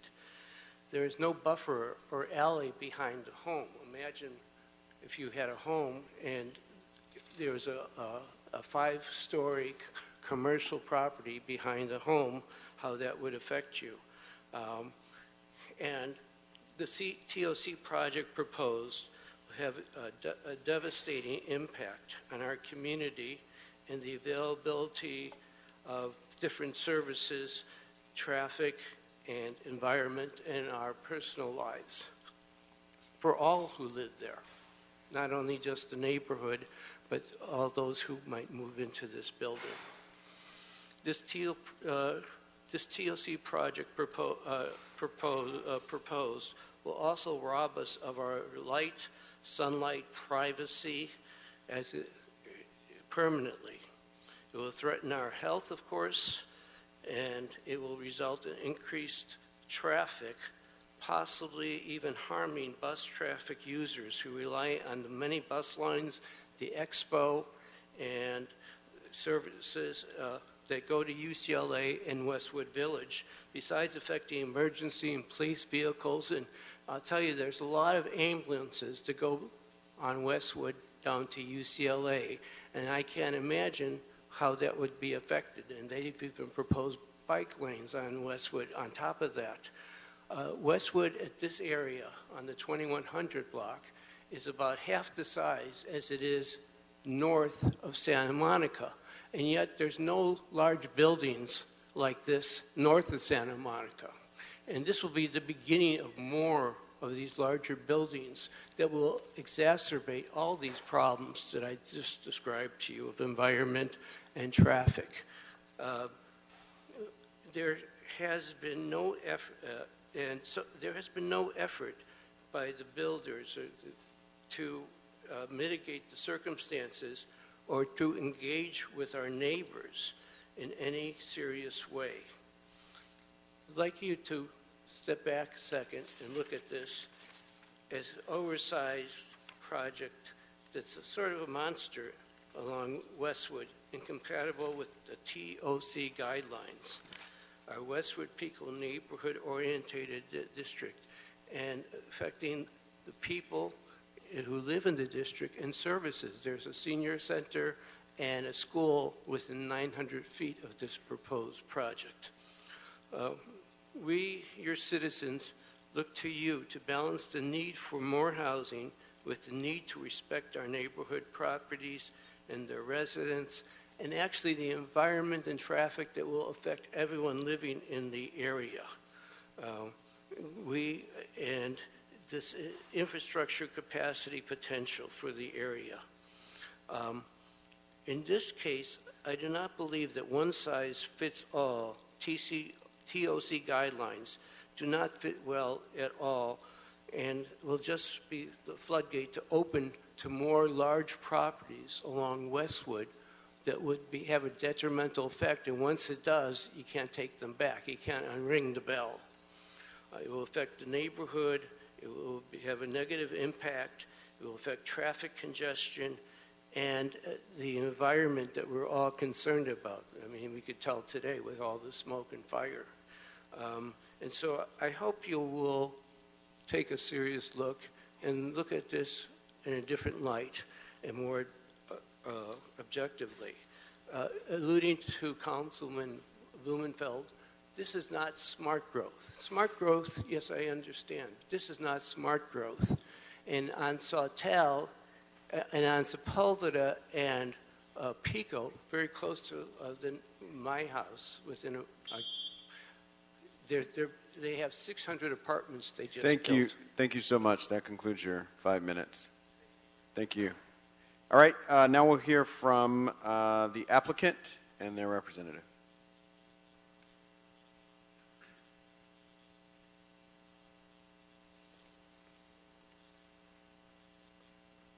Good afternoon, committee members. Todd Nelson, Armbruster Goldsmith Delvac, here on behalf of the applicant. We'll try to be brief. I know you have many more items ahead of you this afternoon. As planning staff explained, solely a CEQA appeal is before you. The project's TOC entitlements received final approval from the City Planning Commission. At that City Planning Commission, the Commission considered the exact same CEQA arguments presently before you. Planning staff at the CPC hearing presented a robust staff report, which included all of the technical studies supporting the Class 32 categorical exemption. In addition, the applicant submitted supplemental CEQA findings and an LIDOT-approved traffic study confirming no traffic impacts would result from the project. Following planning staff's presentation, the appellant's prior counsel acknowledged the comprehensiveness of the presentation, conceded that the entitlement-related objections were likely no longer relevant given planning's explanation, and also conceded that the CEQA exemption was supported by substantial evidence. That the appellant has retained new counsel now, submitted the same CEQA appeal to you, but again, as planning staff represented in their brief presentation, the record is full of substantial evidence supporting the exemption, and appellant has failed to bring forward anything that would identify an exception to the categorical exemption. In closing, we ask that you respectfully recommend denial of the CEQA appeal. We're available to answer any questions you may have. Thank you so much. We have a few public comment speakers on this item. Barbara Broidy, Todd Nelson, Azine Khanmalek, Corey Crockerham. Good afternoon, council members. Thank you for this opportunity. I'm Barbara Broidy. I am the president of the Westwood South of Santa Monica Boulevard Homeowners Association, where this project is located. I realize that this is a CEQA appeal. I do have a letter to give you related to our summary of objections or concerns, but what I want to focus on is the fact that there were never any meaningful project conditions attached to this project, and I realize it's very late in the process to seek to get project conditions, but this is critical. Number one, this project does not conform with our pedestrian-oriented use district, and we would request that there be a percentage of retail frontage to activate the pedestrian street. This is a 3-lot project, and having that much dead space on a commercial avenue is dreadful. It hurts all the businesses. We would want to work on receiving an annual report of number of parking spaces used, number of bike parking spaces used. We want the developer to provide free Metro transit passes for the first 3 months of occupancy. This building is obtained. Thank you. All right, Todd Nelson, Azine Khanmalek, Corey Crockerham.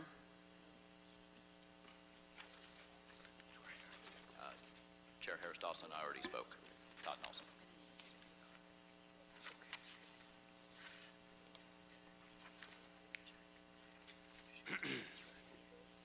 Good afternoon, council members. I'm Azine Khanmalek, Senior Planning Deputy with Council District 5.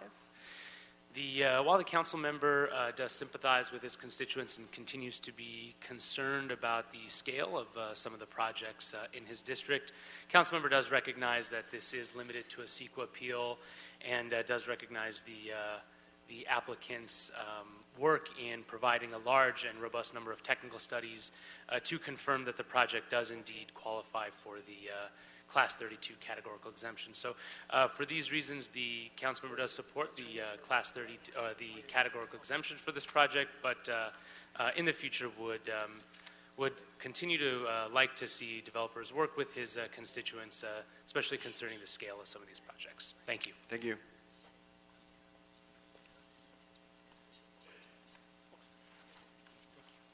Afternoon. My name is Corey Crockerham. Carpenter. Been a carpenter for 23 years now. Today I'm 44 years old. Didn't think I'd get to be this age. But this project, I so move that you approve this project. This project is a good project. It helps folks like myself, folks come from the same background as myself, reach the middle class. Not saying that the middle class is millionaires, because we're far from that. But you can make a good living. These are good paying jobs. And yeah, it's a good general contractor, one of the more responsible contractors out there that's going to build this project. Please approve it. Thank you. Thank you so much. All right, if there is no more discussion on this item from members, I'll make a motion that we deny the appeal filed by Dr. Stuart Fordham and thereby sustain the Planning Commission's approval of the environmental clearance, a categorical exemption for the residential project consisting of 77 units located at 2136 through 2140 Westwood Boulevard, subject to modified conditions of approval. It's been moved. Is there a second by Mr. Price? Hearing no objection, that'll be the order. Mr. Mejia, we'll use this opportunity to go back to item number 5. 5? Yes, that would be. So the amendments have been distributed. Members have had an opportunity to review them. I think staff has had an opportunity to review them as well. Mr. Cedillo has moved as amended.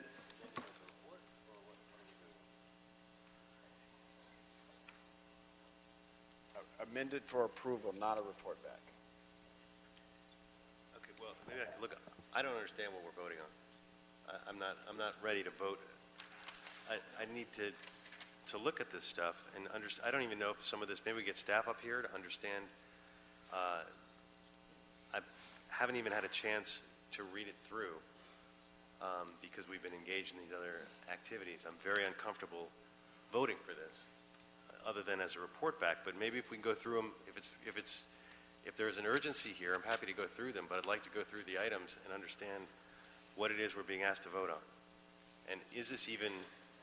It all looks, just on the very quick looking, and I haven't even read it through. It looks like really good stuff. But is this even allowed? Some of this is. I wonder, is it even allowed under our RSO laws? The first one, is it feasible? Could we go through each of them? We're gonna have to go through it because I just got the letter right now. I would concur with the city attorney to have this as a report back, so that. Could you put your mic down? I would concur with the city attorney's recommendation to have this as a report back so that we can have a chance to really review this in more in depth and have conversations with the planning department and any other department that may be impacted by these proposed recommendations. And I can't tell you right now on its face what is feasible and what's legally possible based on this initial read.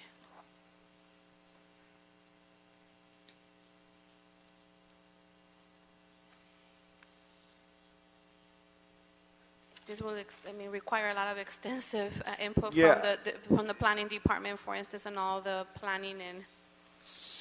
So, I think it's, one, I think there's some urgency to this matter that I'm inclined to support moving it forward on the assumption that all the departments will get a crack at it before anything comes back to the council. If that's not the case, then I would have similar caution to Mr. Blumenfeld. But my understanding is that this can be done in a way where we hear from the appropriate experts. Mr. Cedillo. Well, those questions are simply questions of policy for which we all can have different points of views. The question here is, does it meet a legal standard is really the main concern. And if the directive is to prepare the ordinance, then the CA will prepare the ordinance in a manner in which is legal. If there's things that are problematic, obviously that would be brought to our attention. That time period in between provides opportunities for people to construct the policy and for Mr. Blumenfeld to look at the policy proposals, and he will be informed of the constitutional legal questions, for which at that point in time then he can vote up or down on the proposal. So there is, by design of this request for an ordinance, sufficient time to move this project forward and allow us to ponder it appropriately. And the urgency, if we can't, go ahead. Can we bring this back a week from now in Plum and actually hear it? Is there an urgency that this needs to be heard? Well, I just get concerned that if we do a report back, it makes it a two-step dance instead of a one, and I feel like we end up getting the same information whether it's one step or two steps. I'm sorry? Is it going to come back to committee? It will come back to this committee before going, but when it comes back, we get a full report. Okay. Mr. Keller?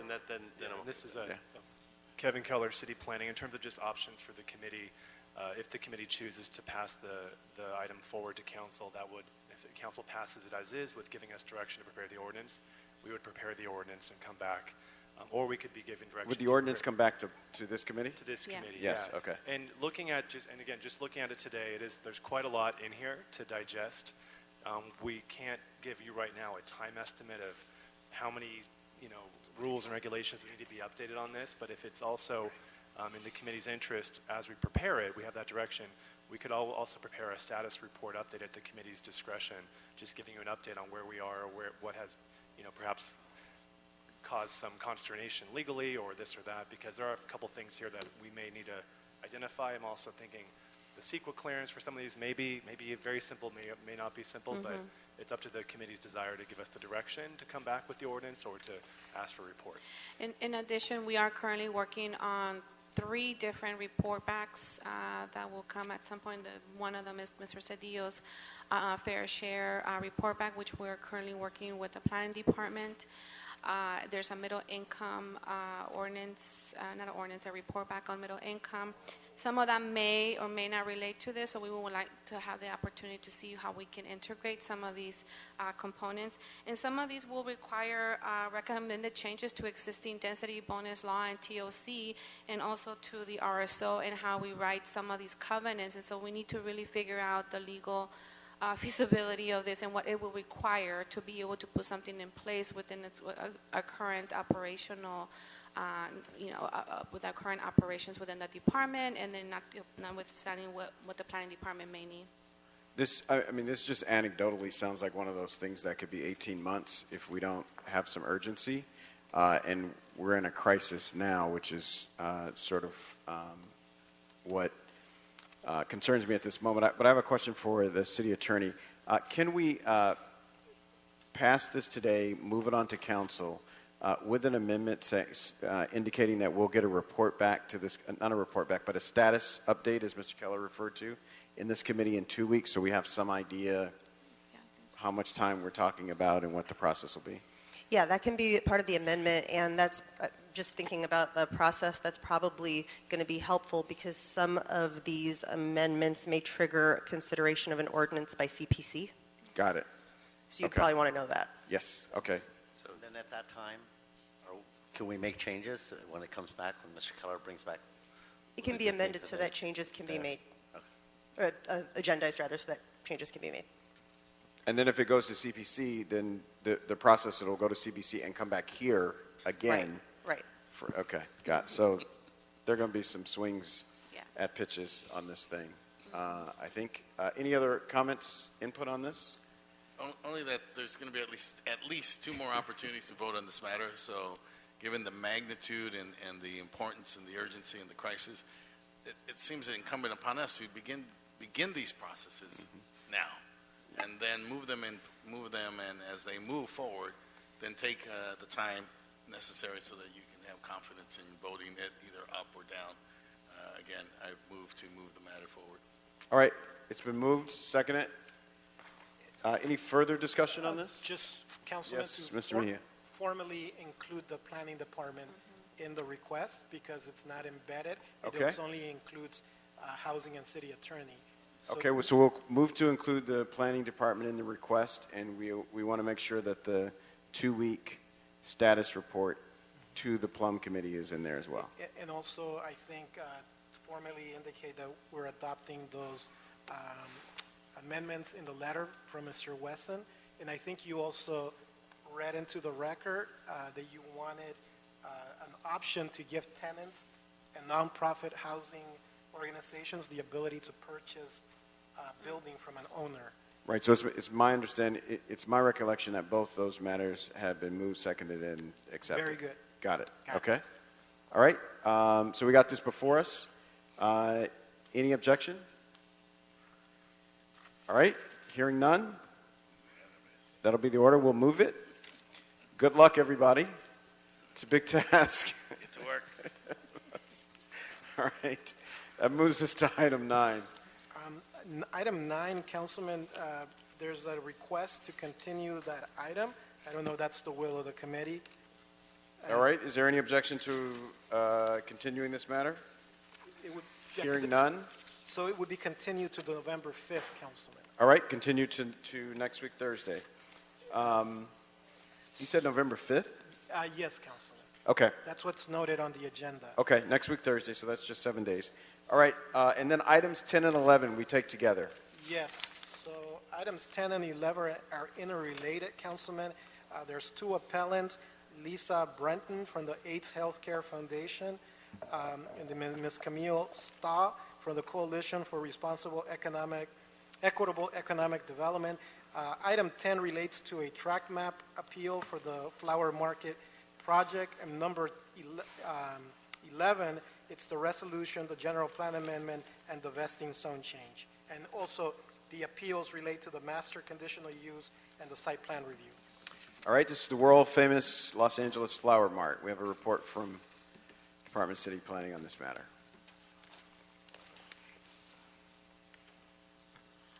Good afternoon, Plum Committee. Mindy Wynn with City Planning. As mentioned, the project before you is for the expansion and redevelopment of the existing Southern California flower market to result in a mixed-use development consisting of wholesale trade, retail, restaurant, office, and residential uses.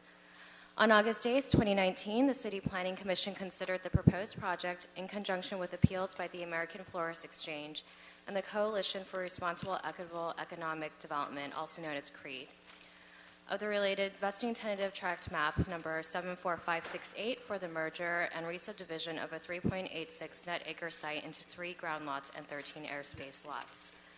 At this meeting, the City Planning Commission denied the appeals of the VTT, found that the project was assessed in the previously certified flower market project EIR, approved and recommended that the Mayor and City Council approve a general plan amendment to the Central City Community Plan to redesignate the site from light industrial to community commercial and to remove footnote number 2, approved and recommended that the City Council approve a vesting zone change and height district change from M2 2D to TQC2-2D, and approved a master conditional use permit and site plan review.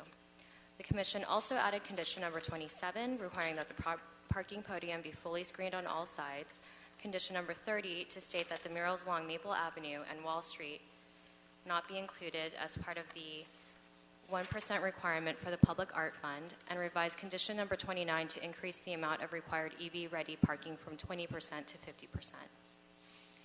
The Commission's actions on both the VTT appeal and the CPC cases were subsequently appealed with the AIDS Healthcare Foundation and CREED once again.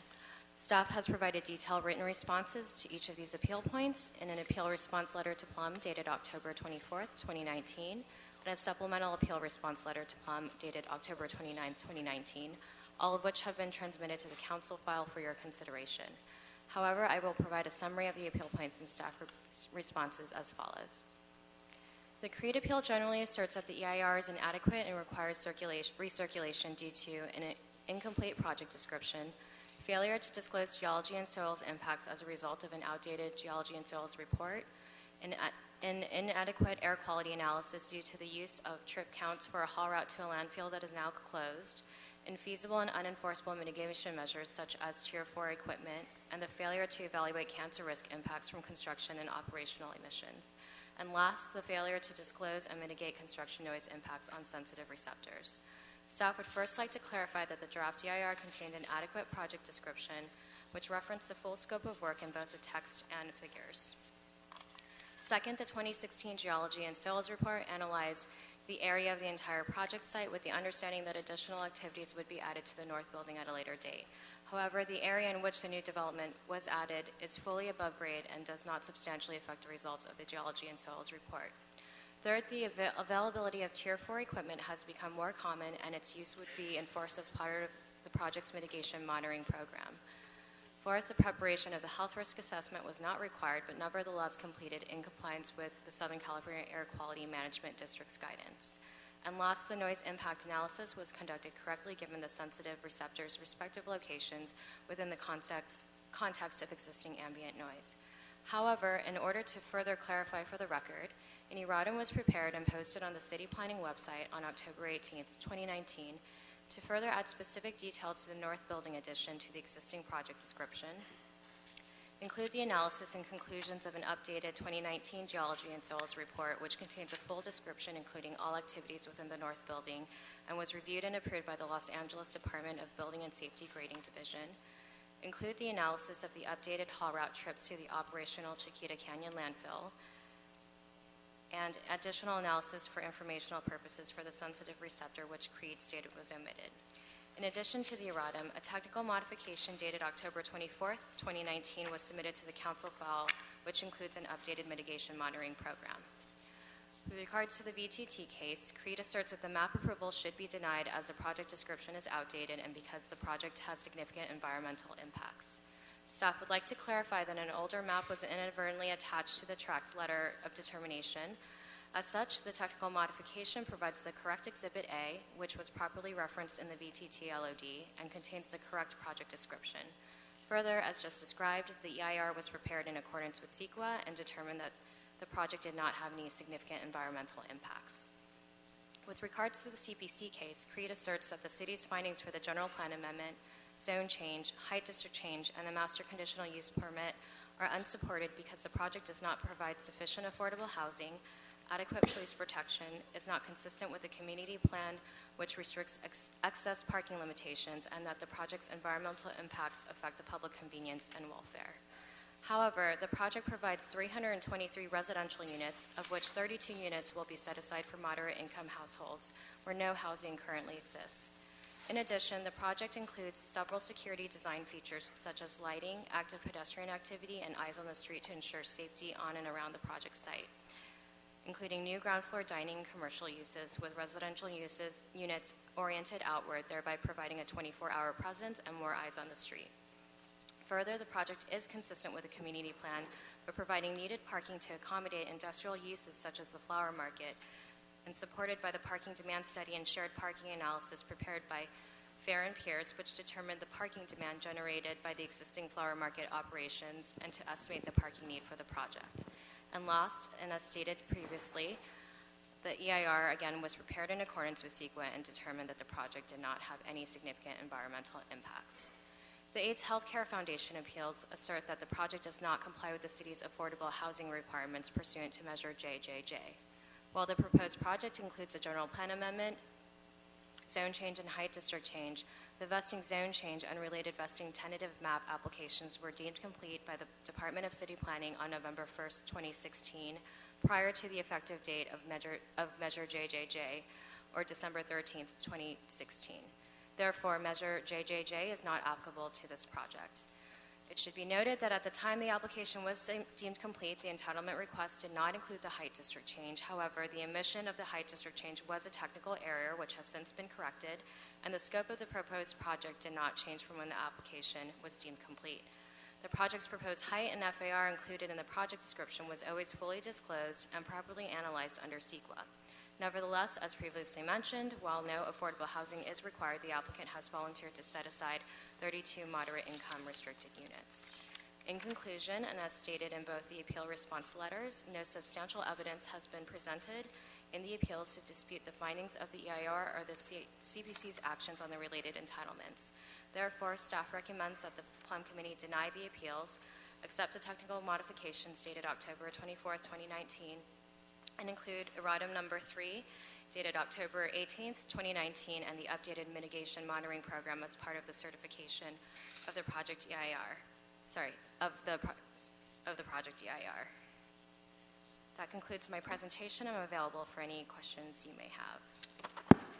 All right, thank you. If there are no questions or comments from staff or questions or comments from members of the remaining staff, will go to hear from our two appellants. We have Mitchell Chai and Camille Stowe, 4 minutes and 59 seconds each, in any order.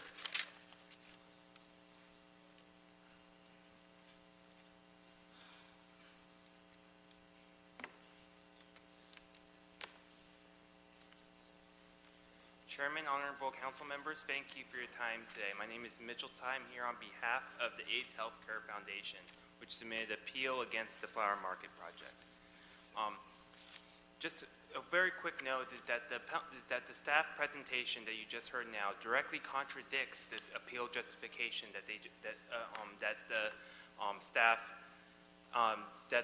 posted in its response to the appeal. In particular, the staff report shockingly right now just admitted that the applications were not complete before Measure JJJ came into effect. In fact, there's no exception for a mere technical omission of a height modification. It's a material omission that this project did not submit for a height district modification until after Measure JJJ was in effect, and therefore is subject to it. But irregardless of that, staff blatantly misrepresents the law concerning the effective date of laws. Measure JJJ did not have a retroactive effect.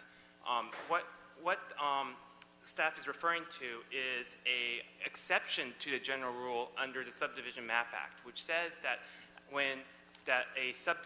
subdivision is subject to the planning laws that are in place at the time that a project's vesting tentative tract map application is deemed complete.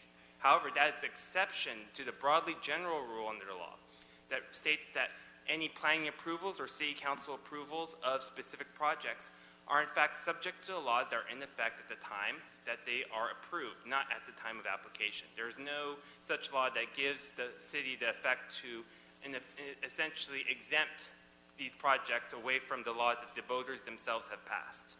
The voters themselves didn't pass an initiative that said that that limited applicability of Measure JJJ. Finally, I also want to note that the staff's appeal response admits that the alcohol permits for this project are in blatant violation of the municipal code by admitting that there is an undue concentration of alcohol establishments within the particular project area. The municipal code does not leave the city any discretion other than to deny that application for alcohol permits for this project. Finally, my client's main concern with this project is the provision of only 10% of the residential units towards moderate income housing. While we understand that that is a concession towards some kinds of affordable housing towards the project, it doesn't meet the demonstrated needs as exemplified by the city's own housing reports for extremely low and low income housing that are necessary for this project area. We would ask that the city at least consider modifying this, asking that the developer modify this project to increase the amount of affordable residential units are allocated towards the income categories that are most in need at this time of the city's housing crisis, which is for extremely low income and low income residents. Thank you. Camille Stowe.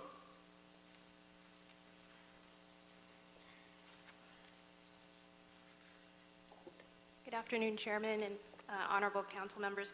I have a letter that we submitted this afternoon to the committee and staff, and I just had some extra copies if you don't mind passing them out. This is our letter just in response to staff's appeal response from last week. Hello, my name is Camille Stowe, and I'm here on behalf of Appellant Coalition for Responsible Equitable Economic Development LA. CREED LA is a coalition of labor organizations and local residents who live, recreate, and work in Los Angeles and the surrounding area. CREED LA appealed the Planning Commission's August 26 decisions denying our first appeal on the VTT, sustaining the advisory agency's approval of the VTT, and adopting for recommendation the project's EIR findings and other land use entitlements. We reviewed the staff's appeal response dated October 24th and submitted a letter earlier today to the committee and staff. Based on our review and as explained in our response letter, we maintain our concerns with the project that we've made to date and summarize those points again here. The EIR still fails to comply with SEQA requirements. First, the project description remains inadequate and does not consistently and accurately provide a complete description of the entire project, including the north building addition. This is distinguishable from what is now what they call the existing north building, where the existing flower market operations currently operate from. The addition is actually a new parking structure. It consists of floors for parking, a large rooftop event space, and additional restaurant and office uses. In the appeal response, the city pointed to parts of the EIR to show the project description was adequate, but those sections only imply that the proposed structure was considered with the entire project. The EIR still contains inconsistencies and inaccuracies, including various areas where the northern portion of the project is simply described as a renovation. Based on this, it is difficult to determine with certainty that the EIR has analyzed impacts inclusive of the additional structure. Second, the project's potentially significant impacts on air quality, health risk, noise, and geology and soils have not been adequately disclosed, analyzed, or mitigated. This is supported by supplemental technical comments that we submitted with our letter today from our air quality and noise consultants.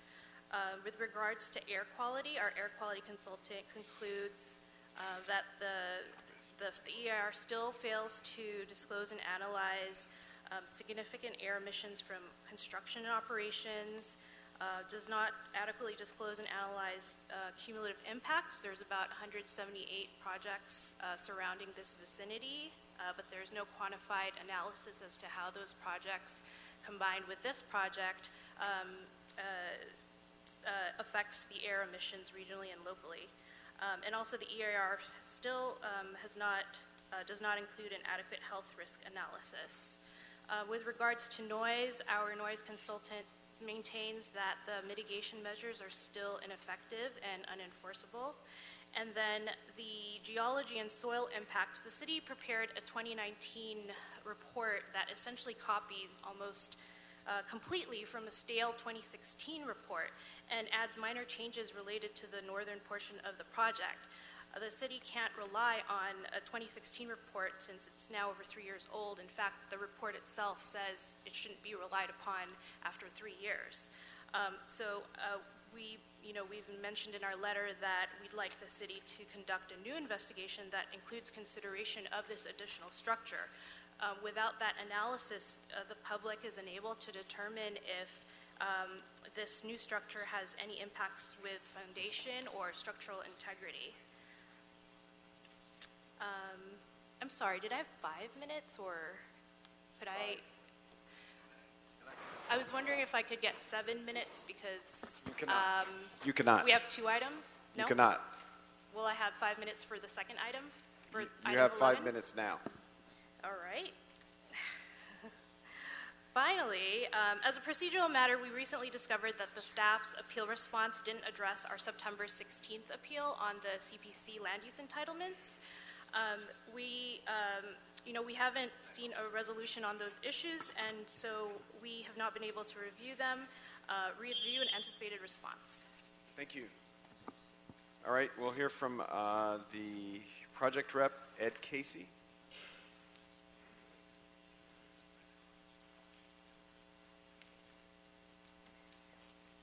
If we could hear from my client first for 2 minutes, and I'll take it from Sure. Good afternoon, council members. Just briefly, our story began over 100 years ago when the Japanese flower growers consolidated under one roof because they were racially banned from selling their flowers door to door. Discrimination set in again during the 40s when all the Japanese flower growers were placed into internment camps. In an odd sense, discrimination is embedded in our DNA as our origins began as a place where the discriminated and working class could go and do their business free from judgment. Fast forward to the present, our buildings are old and falling apart. Business has deteriorated due to competition and buyers are afraid to shop in our area. These are just some of the struggles we face today, and if we do not adapt soon, our market's demise is around the corner. A residential component to supplement our revenue stream is the most practical way to keep our flower market viable and in downtown LA. Appropriately, our housing element should provide for those with the same DNA makeup as ours, the working class. We are not South Park. We are Skid Row adjacent, and the rents we command will be affordable by its very nature. We embody the true definition of a mixed-use product, a flower market with residential above, a one-of-a-kind project in the entire world. Most importantly, please understand this is an internal development being done by the generations of families who have owned this market since 1913. We are not developers looking to build and sell. We are just small families trying to stay relevant for the next 100 years, and we humbly ask of this committee to help us achieve our goals by approving our project as presented to you today. Thank you very much. Thank you. Good afternoon, Ed Casey, Land Use and CEQA Counsel for the applicant. And I'm going to talk fast because I'm going to try to address that very thick letter that was just handed out to you, which is got nothing new in it. What it has in it is misstatements and omissions of the controlling CEQA law and the facts. Before I get to that, though, just to take a step back on the CEQA process that the city followed in this case, which is exactly the process that is envisioned by the state statute. What's envisioned is that the city puts out a draft EIR, it has analysis, the public gets a chance to comment, the city responds. In this case, the city did that a number of times to make sure that everything was crystal clear. It put a final EIR out, and then 3 what they call erratum, providing even more information. but under the old adage, no good deed goes unpunished, the appellant says, aha, new information in that erratum, in that additional information, gotcha. You have to recirculate. But omission number one, they forget to tell you that CEQA only requires a recirculation of the EIR when there is new significant impacts, and they have failed to point out none. So for example, when they talk about the defects in the project description, what the additional information provided was, to be clear, this is what the draft EIR said. This is what all the site plans in the draft EIR said. And they say, ah, gotcha, recirculation. But again, no significant new impacts. They say, oh, there should have been a more detailed construction schedule in the draft EIR. But they forget to tell you that there's no CEQA court case that requires a detailed construction schedule in EIR. Same approach with the new geology report. The city did the right thing. After 3 years, it updated the original geology report. It did the right thing. But they come back and say, oops, you had to put that in the draft EIR. But they failed to point out any new significant impact in the geology section. Same approach with air quality. They say, oh, no cumulative air quality analysis. But they forget to tell you that the city properly used in the EIR the significance threshold put out by the AQMD, which already counts for all the air emissions in the region.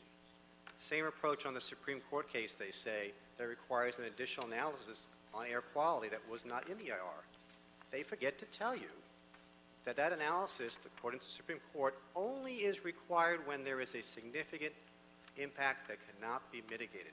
This project has no significant air quality impacts. Same thing, they complain about one aspect of the modeling about the project's operational air quality impacts. They forget to tell you that that modeling was approved by the AQMD, and we followed it to the letter.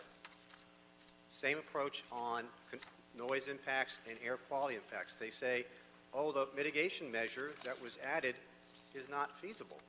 Again, the city did the right thing. To make sure there was no impacts from this project, the city added even more mitigation measures during the process, exactly how the CEQA process is envisioned. And the expert says it's not feasible, but they forget to tell you that CEQA says an EIR remains valid even if there's a disagreement among the experts. And as a last-ditch effort to try to invalidate this CEQA document the city has put out, they say there is an inconsistency between the mitigation measures and how those measures are described in the city's appeal response. But they forget to tell you that what the city was doing in the appeal response was simply summarizing the mitigation measure. They forget to tell you that the mitigation measure did not change.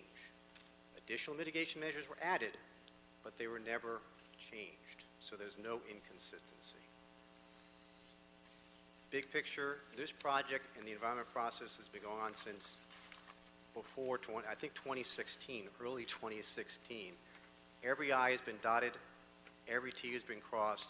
The city has done its job, gone the extra mile in providing the public with more information about this project, requesting more mitigation. Do not penalize the applicant for the good job the city did by accepting the appellant's positions. If I could have, unless there's questions, if I could have Joel Miller, another representative of the project, talk about one particular condition, if I may.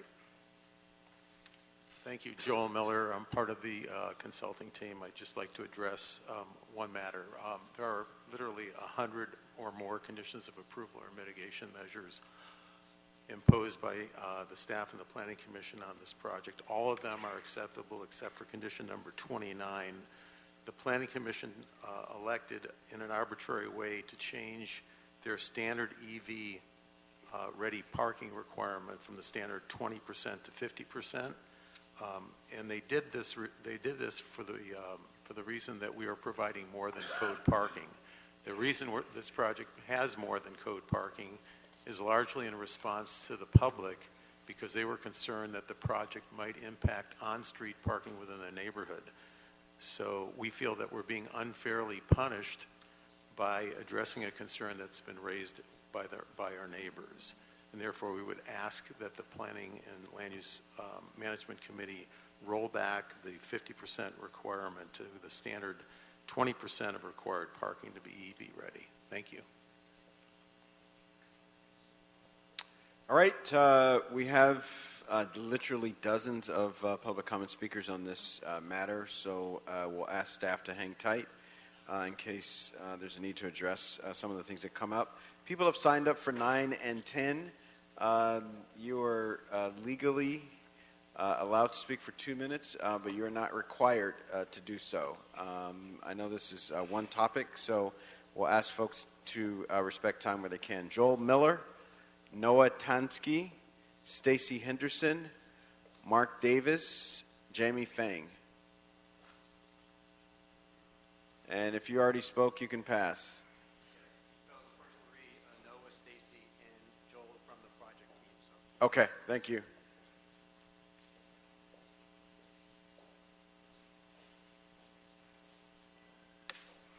Hello, council members. Mark Davis. I'm here on behalf of the market, speaking on behalf of Terry Hara, who is doing a civic duty today and is stuck at jury duty. So I'm just going to read real quick his letter of support. As a retired LAPD deputy chief, I'm able to provide a unique perspective based on my many years of service to the city of LA. During my time with the LAPD, one of the frequent issues we had to deal with was transient issues in relation to private property. And although homeless is an issue that would not be solved overnight, one of the best solutions we saw during my time with the department was what new projects brought to their particular neighborhood. Investments with sidewalk activation, public engagement, and social activity brought a lot of positive energy to an area, resulting in a significant decrease in crime and a significant improvement in safety. A project like this, from a long-time anchor in the community, is a very positive and organic solution that will help to improve public safety while providing new benefits to an area that desperately needs them. I urge you to support the project and add a new layer of public safety to the Flower District. Thank you. Hi, my name is Jamie Fang.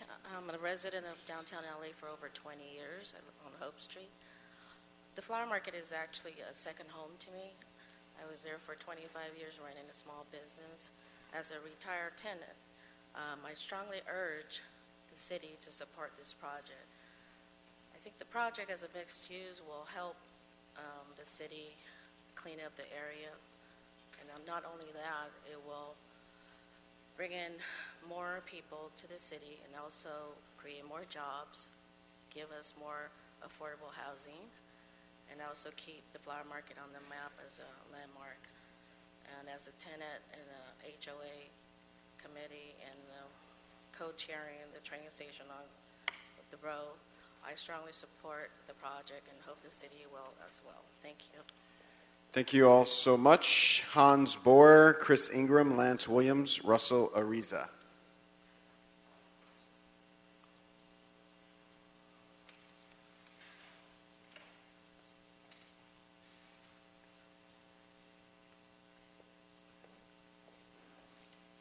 Hi, my name is Lance Williams. Thank you for listening.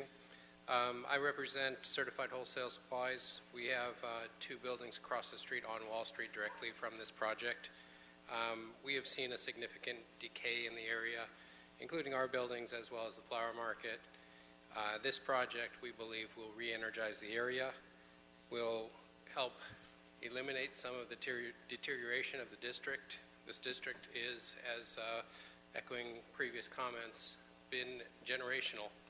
I also represent some of our owners who are generational as well. We have third-generation people who own these buildings who are seeing the values and the streets deteriorate. We would strongly recommend approval of this, as this will help our area, help our future, and help our district stay alive. The Flower District is a crucial part. It is central to all of Los Angeles. You have people coming from all over this county, Pasadena, to the beaches, south. Everybody comes to this district for flowers, for goods, and it is a vital part of commerce. And we hope that you help support these small businesses who will also benefit from the re-energization of this district. Thank you. Thank you.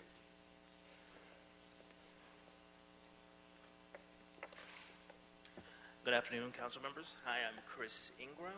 I'm a stakeholder speaking in support of the flower market project. I would offer that community is the heart of the flower market. The flowers are really just a currency by which we define life events and actually provide opportunities for the workers and the owners who exchange in this as a currency. So this project is very interesting to me from that perspective. I've been attending the flower market for probably over 20 years. And recently I made an innovation. Even though I do more global consumer insights for my job, I made an innovation where I decided to provide low-cost flowers for people who are bereaving their loved ones, who don't have the economics or the money to actually, honor them in that way. So I do that as more of a charity. And I would offer that the flower market has been that source of innovation that's allowed me to do that and to actually work with the families in that capacity. Similarly, I would say that the flower market should be able to innovate as well and continue to build out that community and that source of inspiration and pride that they bring to the city of Los Angeles. So I just speak in support of that and hope that you would consider improving this project. Thank you so much. Thank you.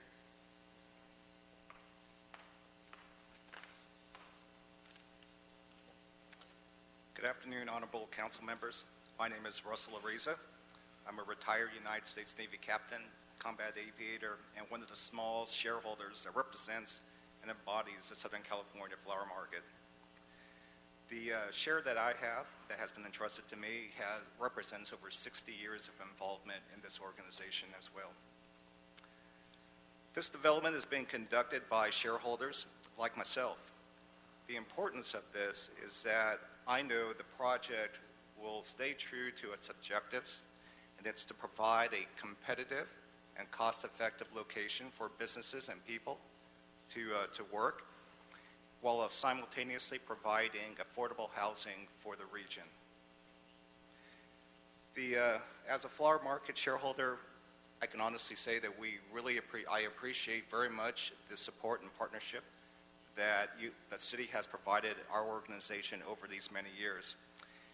And I thank you for your consideration and approval for this project as proposed. Thank you very much.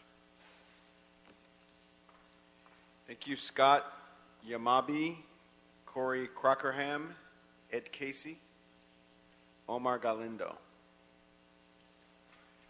Miguel Melgoza.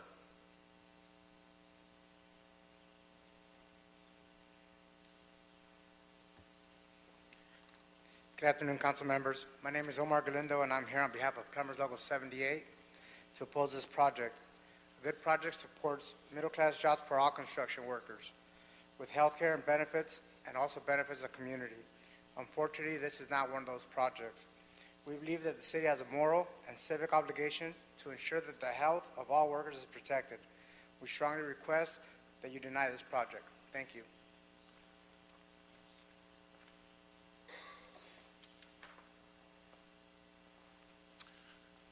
Good afternoon, council members. My name is Miguel Melgoza, and I am opposed to this project. I would like to see the developer commit to hiring local residents to construct this project and pay them living wages. Failure to do so is committing more people to living on the borderline of homelessness while rewarding corporate greed. Until the applicants commit to these goals, I strongly urge you to deny this project. Thank you. Thank you. I'm back. I think I got the right item this time.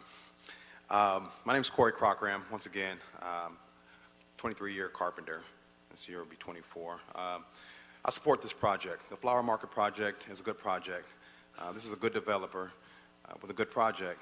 General contractors are responsible, and we need more responsible contractors in our cities. Our responsible general contractors hire or contract with responsible subcontractors. Projects like this one allow folks from my community the opportunity to earn a livable wage while advancing their career. I would ask that you approve this project so folks from my community get the opportunity to live. Thank you. Thank you. Andrea Masao, John Kangi, Catherine Ocho Turena.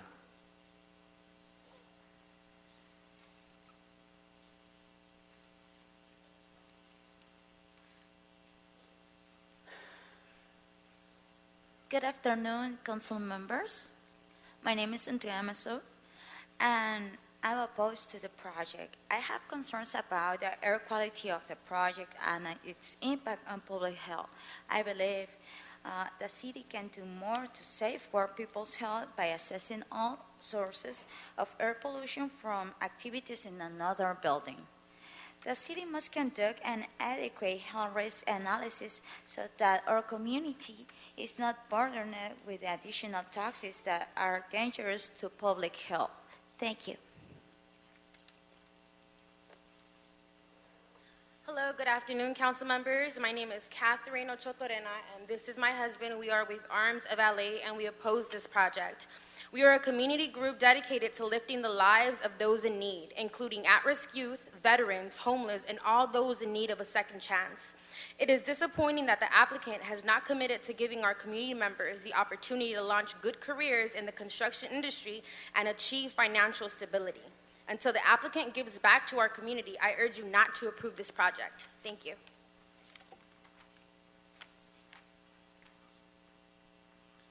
Good evening, Council. I'm Johnny Kanji. I'm with the Ironworkers Local 433, member for 24 years. I'm a fifth generation working class man, all the way back to Pennsylvania, Pittsburgh. One thing, I hear you guys approving this job. One thing I'm disappointed in is we're getting away from safety. Safety is the most important thing in the health of the well-being, and we depend on you guys to protect the workers out in the field. We do depend on you. Developers, contractors, they try to cheat all the time. We know there's a problem. We know there's a problem right now. If this thing approves without looking at the safety, we got a major problem. Because the men, my men, the working class are dependent on you. We need you, the people need you. So getting into saying, I oppose this project until these safety issues are resolved. We need to really look into it. Protect the people of your community, please. I beg you. Thank you. Jose Pena, Gio Galarza, Albert Duarte, Zach Strasters, Daniel Morales.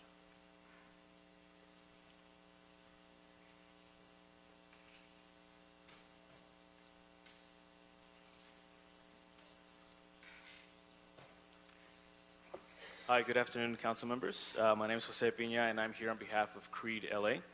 And we approached the project partly because the EIR does not provide a full and complete description of the project's activities, including the construction process in the north building, where the city needs to conduct a full analysis of geology and soil impacts, as this was not previously analyzed. The lack of a complete project description is a major flaw because the public is unable to assess the environmental and public health impacts that could result from the development. Recently, a project's EIR was nullified in court because the city's environmental review failed to adequately describe the project. Let's hope that this doesn't happen again. Thank you.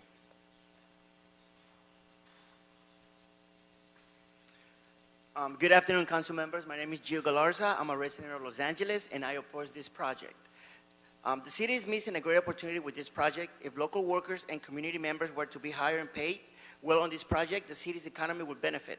Our local businesses will grow, and city revenue will grow as well. We need to maximize the economic benefits of this project. Until then, I urge you to deny the project. Thank you very much. Have a good day. Good afternoon, council members. My name is Albert Duarte. I'm with the Ironworkers Local 416, and we're here to oppose this project. We've talked about affordable housing here. And one thing that Mr. Dawson brought up is the hotel workers, the janitors, and everybody being paid a fair wage. And what they're doing is the developers compartmentalizing who gets a fair wage. And it's your responsibility to dictate that. And we just ask you to lack of a better word, just demand that they're paying fair market wages. We're going to continue to have poverty if we don't. Yeah, I brought a young man here. He's going to be an apprentice for us. He worked in the non-union sector. The reason he's coming is because there's a system of progress, meaning they're apprentices, first period, second period, third period. Every 6 months he gets a raise. And the other side, they get a raise when they want to give it to you. It's not fair. So we just ask you to demand that right, that everything's fair market wage. Thank you for listening to me, and thank you for your service. Thank you. Good afternoon. My name is Daniel Morales, and I'm a community ambassador for the American Red Cross. I'm interact with the community members, especially in low-income communities. I'm opposed of this project because I don't see any community benefit. And talking about low-income people, I have a lot of low-income community members that are looking for jobs. I don't see any that much local union jobs on this job. So please, oppose to this project. Thank you very much. Good afternoon, Zach with the Arms Organization. It's nice to be among friends. It's nice to be among men and women that really appreciate the importance of development in the Flower District. We've worked at Arms in the 9th District with Councilman Price. We've worked with Councilman Cedillo. We've been impressed and grateful for the hard work of Councilman Harris Dawson with the many hiring events that he puts on, because not just jobs, but quality careers are essential. I want to talk briefly about 3 items and why Arms is so opposed to this Flower District development. The first is real gentrification. For the lack of very low and extremely low income housing, it's a complete slap in the face to the population that we work day and night to service on and near Skid Row. These are people that are in desperate need. That's why across from our facility on 14th Place, Bridge Housing is building a mega structure. Why? Not because they have nothing better to build, but because it's essential that we have a firsthand personal relationship with the nature of development that takes place in the Flower District. It's a sensitive area. It's a vulnerable area. Second of all is the complete disregard of JJJ. You can't operate by the letter of the law if it is a complete divorce from the spirit of the law. JJJ was designed by the people in order to protect the needs of a local workforce. That local workforce is looking for quality careers, and obviously it protects some of those jobs, but the vast majority of jobs are neglected. We have got to make sure that we're operating by the spirit of JJJ. Don't disregard it. Finally is relationships. The Flower District is not separate. Its desires and its goals and its objectives are not separate from those of its neighbors. Obviously, there's a particular need here, and it's a complete disregard for the relationship and a very missed opportunity. Once this thing goes up, and once the agreement is finalized, either we've seized the opportunity or we've let it pass. Oppose this project. Thank you. Gina Burnett, Shamari Davis, Steve Gertis.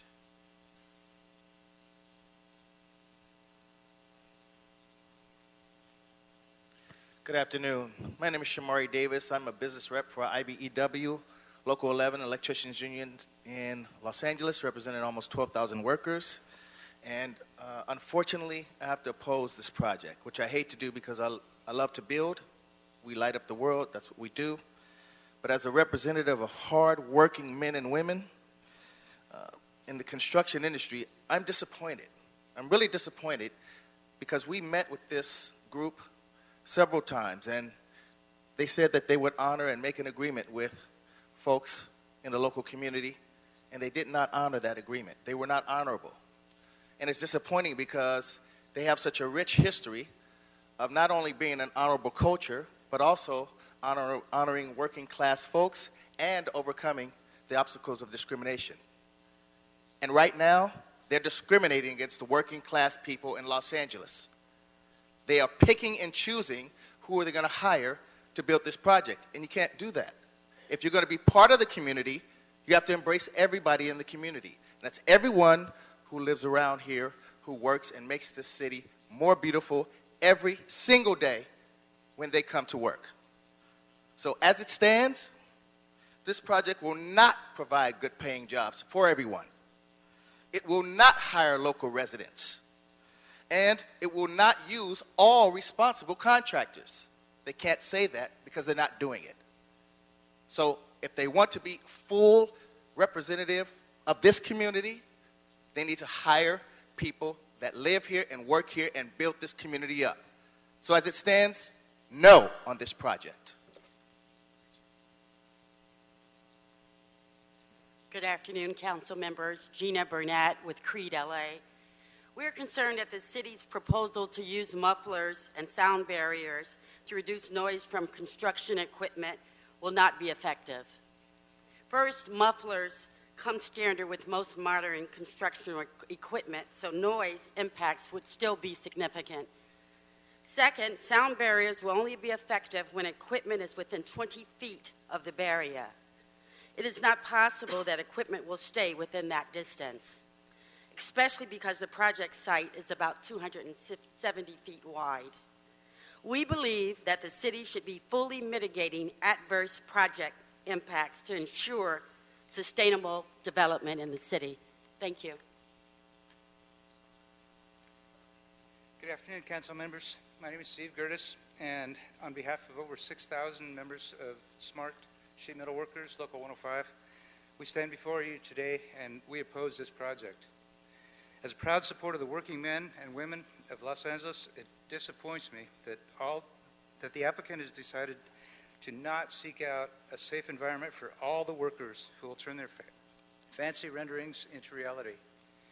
Now, a couple of us spent a week in New Orleans last week, and we saw what happens when you get irresponsible contractors and cut corners. We don't want that here. The Hard Rock Hotel is a good example of just what happens when irresponsible contractors get their hands in it. For the safety of the workers of Los Angeles, we strongly urge you to deny this project. Thank you.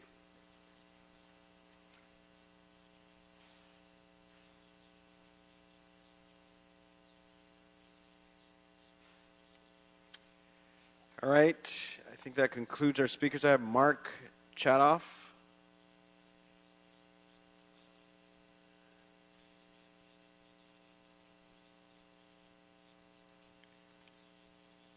Good afternoon, council members. Thank you for taking the opportunity to allow me to speak on the record for this redevelopment project that helps regenerate the area.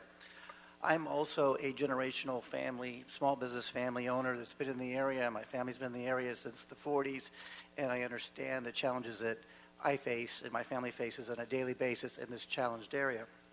I'm currently the owner of California Flower Mall and a half a block away on San Julian Street in 8th. This proposed project will help positively impact my business and the surrounding neighborhood on several fronts, most notably by improving the safety and the cleanliness of the area, which is highly challenged right now. Two areas which have severely deteriorated has caused significant downturn in customers visiting the area. This project is very important to bring customers back to the area. In addition, building upon the clean and safe needs of the area, the project will provide much needed housing in the downtown Flower District core, new needed amenities, and increased business opportunities for all. I have been a strong supporter of this project since the initial filing, and I stand here totally to reiterate my support. I urge you to support this project. Thank you. Thank you. I'm Jonathan Kono. I've been growing flowers my whole life. Our family's been growing flowers in Southern California for 3 generations. My great uncle was one of the original founders of the flower market. I've been involved with the board of directors of the flower market and seen the way that business have been going. And as you know, like with technology, that it has changed in the buying habits of everybody. So the market needs to improve and get modernized and get more efficient. So I strongly support this project. Would like your support. Thank you. Thank you. Good afternoon, council members. My name is Alex Hack, and I'm a second generation. Alice who? Alex Hack, Okay. and I'm a second generation Angelino. As a young person who commutes to work in downtown LA, I'm currently looking to move downtown in order to avoid long commute times. However, like many others in my age range, I am priced out of the expensive arts district and the South Park area. The Flower Market project is providing a new opportunity to live downtown in a budding neighborhood with units proposed to fit my price range. Many young urban residents are limited in the selection of housing opportunities close to work. This project helps to alleviate such pressures by providing affordable housing options in the moderate income range, which is largely undersupplied. For these reasons and many others, I urge you to vote yes on this project as it is today. Thank you. Thank you. Hi. Can you hear me? My name is Lori Sale, and I'm representing Did the I call your name, Ms. Sale? No, you didn't. I didn't? So you can't speak if I didn't call your name? Huh? Oh, okay, you just signed up. Okay, you're in. You made it. Thank the you. list is closed, I'm everybody. happy. I'm happy. Nobody else sign up. Thank you. Thank you. My name is Lori Sale, and I'm representing the Fashion District Business Improvement District, where I am the Vice Board Chair. This project is an important success story of 3 generations of immigrants and is a legacy project. It will add housing while maintaining its cultural heritage. The ground floor will remain a wholesale flower market, but will add retail, restaurants, and all of the things that serve all of downtown. We fully and unconditionally support this important legacy project. We don't have a lot of those left in Los Angeles. I'm a 3rd-generation property owner down here, and again, I personally, and as a representative of the Business Improvement District, hope you will approve this project. Thank you. Thank you so much. All right, that exhausts our public comment. Staff, are there any particular points that you'd like to respond to? Mindy Ewan with City Planning. I would like to respond to Mitchell Tsai's comment regarding the master conditional use permit, only because it was not included as part of his original appeal. As highlighted in our findings for the MCUP, while the number of existing on-site licenses within the census tract exceeds the Department of Alcoholic Beverage Control guidelines, concentration is not considered undue when the approval of the license does not negatively impact the area, but rather benefits it. ABC recognizes that high activity in commercial centers are supported by growing employment, visitor, and resident populations in the area, and has the discretion to approve an application when there's evidence that operations will not be contrary to public welfare. In addition, the city has included and imposed conditions of approval relating to the operations of these businesses to ensure that the project will not negatively impact the neighborhood. With regards to Creed's comments, the appellant did submit additional information, as they stated, into the record relative to their appeal. Planning staff has reviewed this information and determined that it does not constitute new information or present new substantial evidence relative to the CEQA analysis and does not warrant new or supplemental analysis for the project. All of their comments we feel have been adequately responded to in staff's letters to Plum. Thank you. Thank you so much. Any discussion on this item, members? Questions? Comments? Hearing and seeing none. Mr. Mejia, we have some proposed instructions. Mr. Mejia? Oh, I didn't know if Councilman Cedillo had anything to add.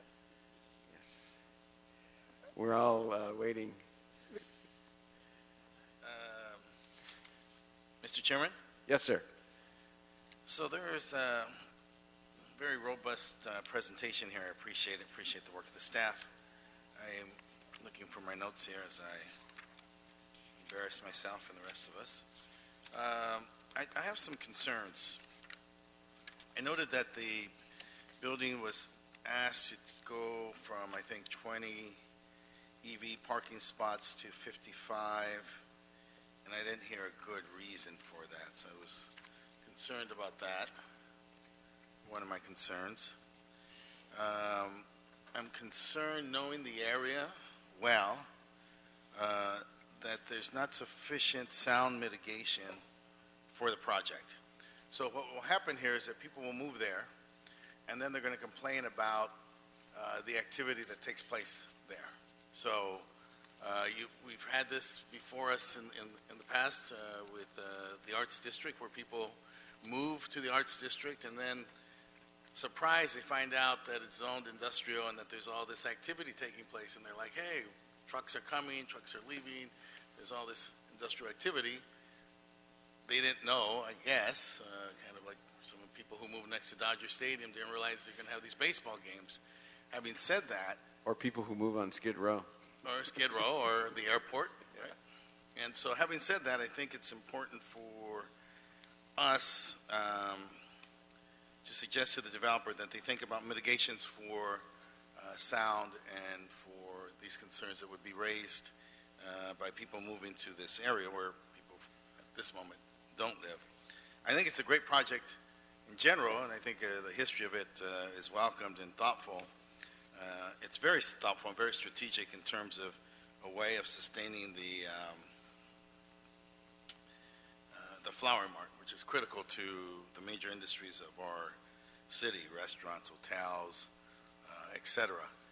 On the other hand, though, for us at this moment, it's also critical for us to make sure that we have affordability, and I appreciate the 33 units that are written into the proposal, but it seems that there should also be some space for additional low income or low income in that project. And then finally, there is the question of a divided union community. So there's an agreement, obviously, with the carpenters, and I appreciate that, and they always seem to be able to find a way to work with developers. On the other hand, there's not one with Creed, and there should be one in my district. All our projects seem to be able to be built with union labor. I don't know why that's not a citywide standard, but I would like the developers to work with Creed and to figure out an agreement that works both for a viable and sustainable project, but one that includes the work with the union households in the city. Thank you. Thank you for articulating some of those concerns. I think all the members appreciate and have sensitivity towards those concerns. I want to give staff an opportunity to respond to that, and we'll see what our pleasure is from there. Yes? Mindy Nguyen with City Planning. Regarding the first concern about EV parking, that was actually a condition that was added at the City Planning Commission meeting. The original requirement was to have 20% of the total provided parking be EV ready. The commission changed that to 50%. Regarding the second concern, about introducing residential uses nearby other industrial uses, the project is required to comply with the building code standards, requiring residential interior noise levels to be kept at a 45 dB level or below. And then the third comment regarding the level of affordability, again, this project, based on the entitlements that were filed and when the application was deemed complete, is not required to provide affordable housing. However, it is applicant volunteered, so I'd have to defer to the applicant to respond to your comment about the level of affordability as well as the union agreements. All right. If it's your pleasure, Mr. Cedillo, we'll hear from the applicant on your questions.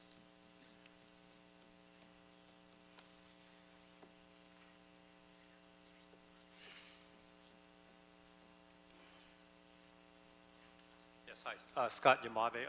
So on the question of affordability, we did take into consideration what we can afford to build. We are not in the South Park nor the Arts District area. Again, we are Skid Row adjacent, and so we know that the rents we're going to command are going to be a lot less than some of the other areas. And so in some of our construction estimates and budgets, we realize that we can only afford to build at a certain cost, and so we have to keep our costs as reasonable as possible, and then the income component of middle income earners was what we could afford when we volunteered the condition. As far as the union work goes, hold on before you get off the affordability issue. So you said middle income earners. What's that for? What's your understanding of that term? The affordable housing component of the 10%. No. You said most of your units will be for middle income earners, and I'm just trying to get a sense of what you mean by that. What's a number? We think our rent range targets are going to be anywhere from $1,800 per unit to $3,000. Okay. And is there a reason why? Because I believe, I could be wrong on this. Hopefully, there's somebody here from HSIT still. I believe that the rents you're describing qualify for affordable at some level. And so I guess the question is, why not just entitle those units as such or covenant them as such? Well, I know for the category that we're providing for, which is the middle income, I think it's about $1,500. Yeah. $1,200 or $1,500. But the studios that we're providing, we're basically trying to capture the smaller studios for the kind of young professional earners that can't afford to live anywhere else. Okay. As far as the council members' comment about the unions, it is our intention to use Swinnerton, which is a union contractor, signatory to the carpenters and laborers, which they supported us in the past as well as today. It's just that we've been working with Creed and some of the representatives, but as you all know, an agreement just can't be reached overnight. But even after this hearing, we will continue to sit down with them and try to come to some sort of reasonable conclusion with them. Okay. Chief, I have 1 minute because I think I want to talk to my client. Just go ahead. To address the question you just asked. Well, we're moving on. All right. Any further discussion, Mr. Cedillo? No, I appreciate the responses. I'm not quite sure if your question was answered in terms of, and maybe It was not. the staff can answer. Yeah, I didn't hear it. The staff can answer what the 32 units of moderate income. What is that? Is that 80% AMI or?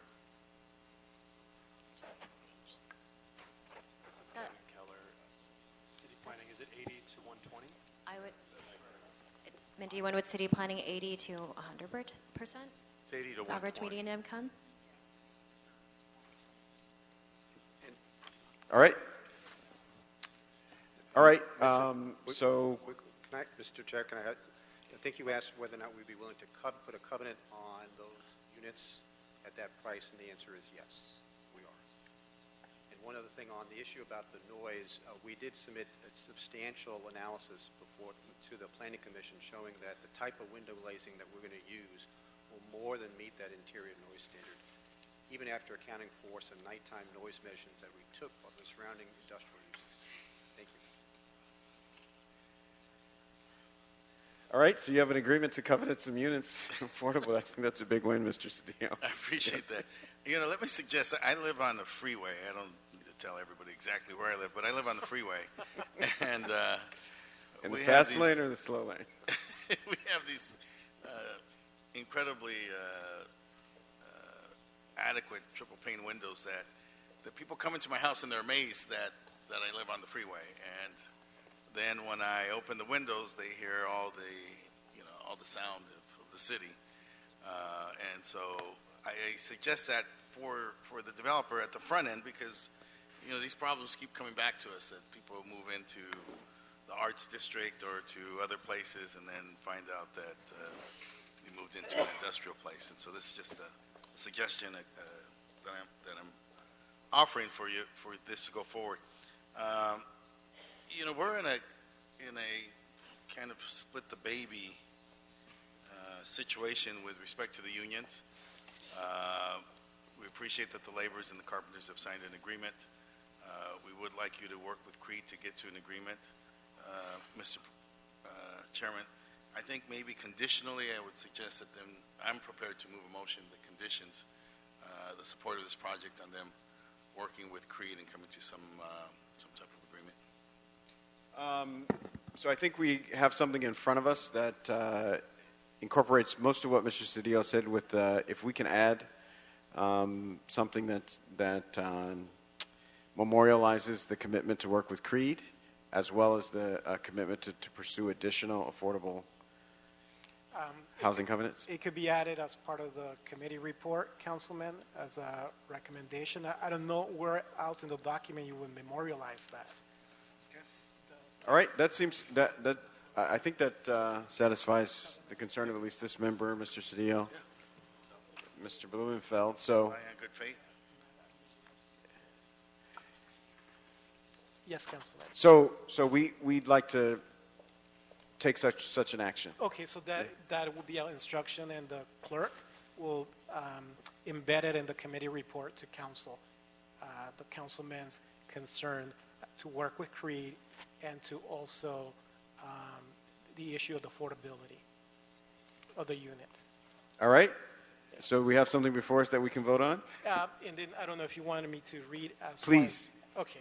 So as to the appeals, Councilman, on item 10, to deny in part, grant in part the appeals filed by Lisa Brenton from the AIDS Healthcare Foundation and Camille Saw from the Coalition for Responsible Equitable Economic Development.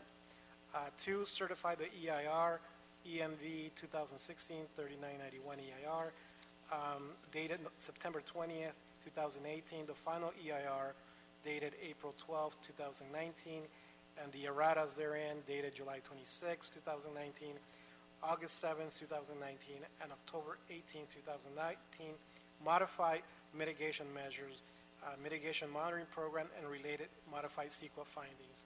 And 3, to sustain the City Planning Commission's approval of the vesting tentative track map number 74568 with track map dated February 9, 2018, and conditions of approval reflecting the project description as delineated in the Planning Department Technical Correction Letter dated October 24, 2019, to expand and redevelop the existing flower market facility while maintaining the existing wholesale market for the property located at 709 through 765 South Wall Street, 306 through 326 East 7th Street, and 750 through 752 South Maple Avenue, subject to modified findings and condition of approval.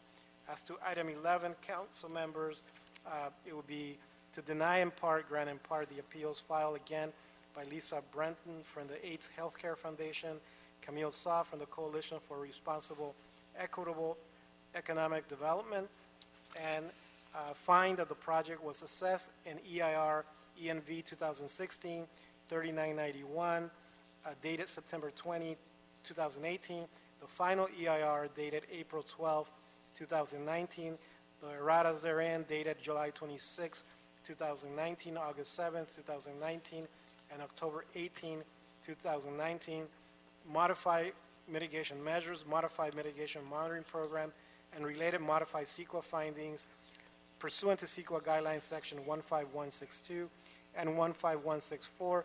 No subsequent EIR, negative deck, or addendum is required for approval of the project. And 3, sustain the City Planning Commission's approval of CPC 2016-3990, GPA, vesting zone change, HD, High District, Master CUP, SPR, with the project description delineated in the Planning Department Technical Correction Letter dated October 24th, 2016, and correction to condition number 29C as reflected in the letter dated October 25, 2019 by the applicant representative, and modify conditions of approval pertaining to the numeration for the project involving the expansion and redevelopment of the existing flower market facility while maintaining the existing wholesale market for the property located at 709 through 765 South Wall Street, 306 through 326 East 7th Street, and 750 through 752 South Maple Avenue. Excellent, thank you. So it's been read into the record, it's been moved. Is there a second? Been seconded by Mr. Blumenfeld. Is there any objection? Hearing none, that'll be the order on items number 10 and 11. Mr. Mejia, can you confirm that this concludes our business for today? This concludes our business, Council. Excellent. We are adjourned. Thank you so much.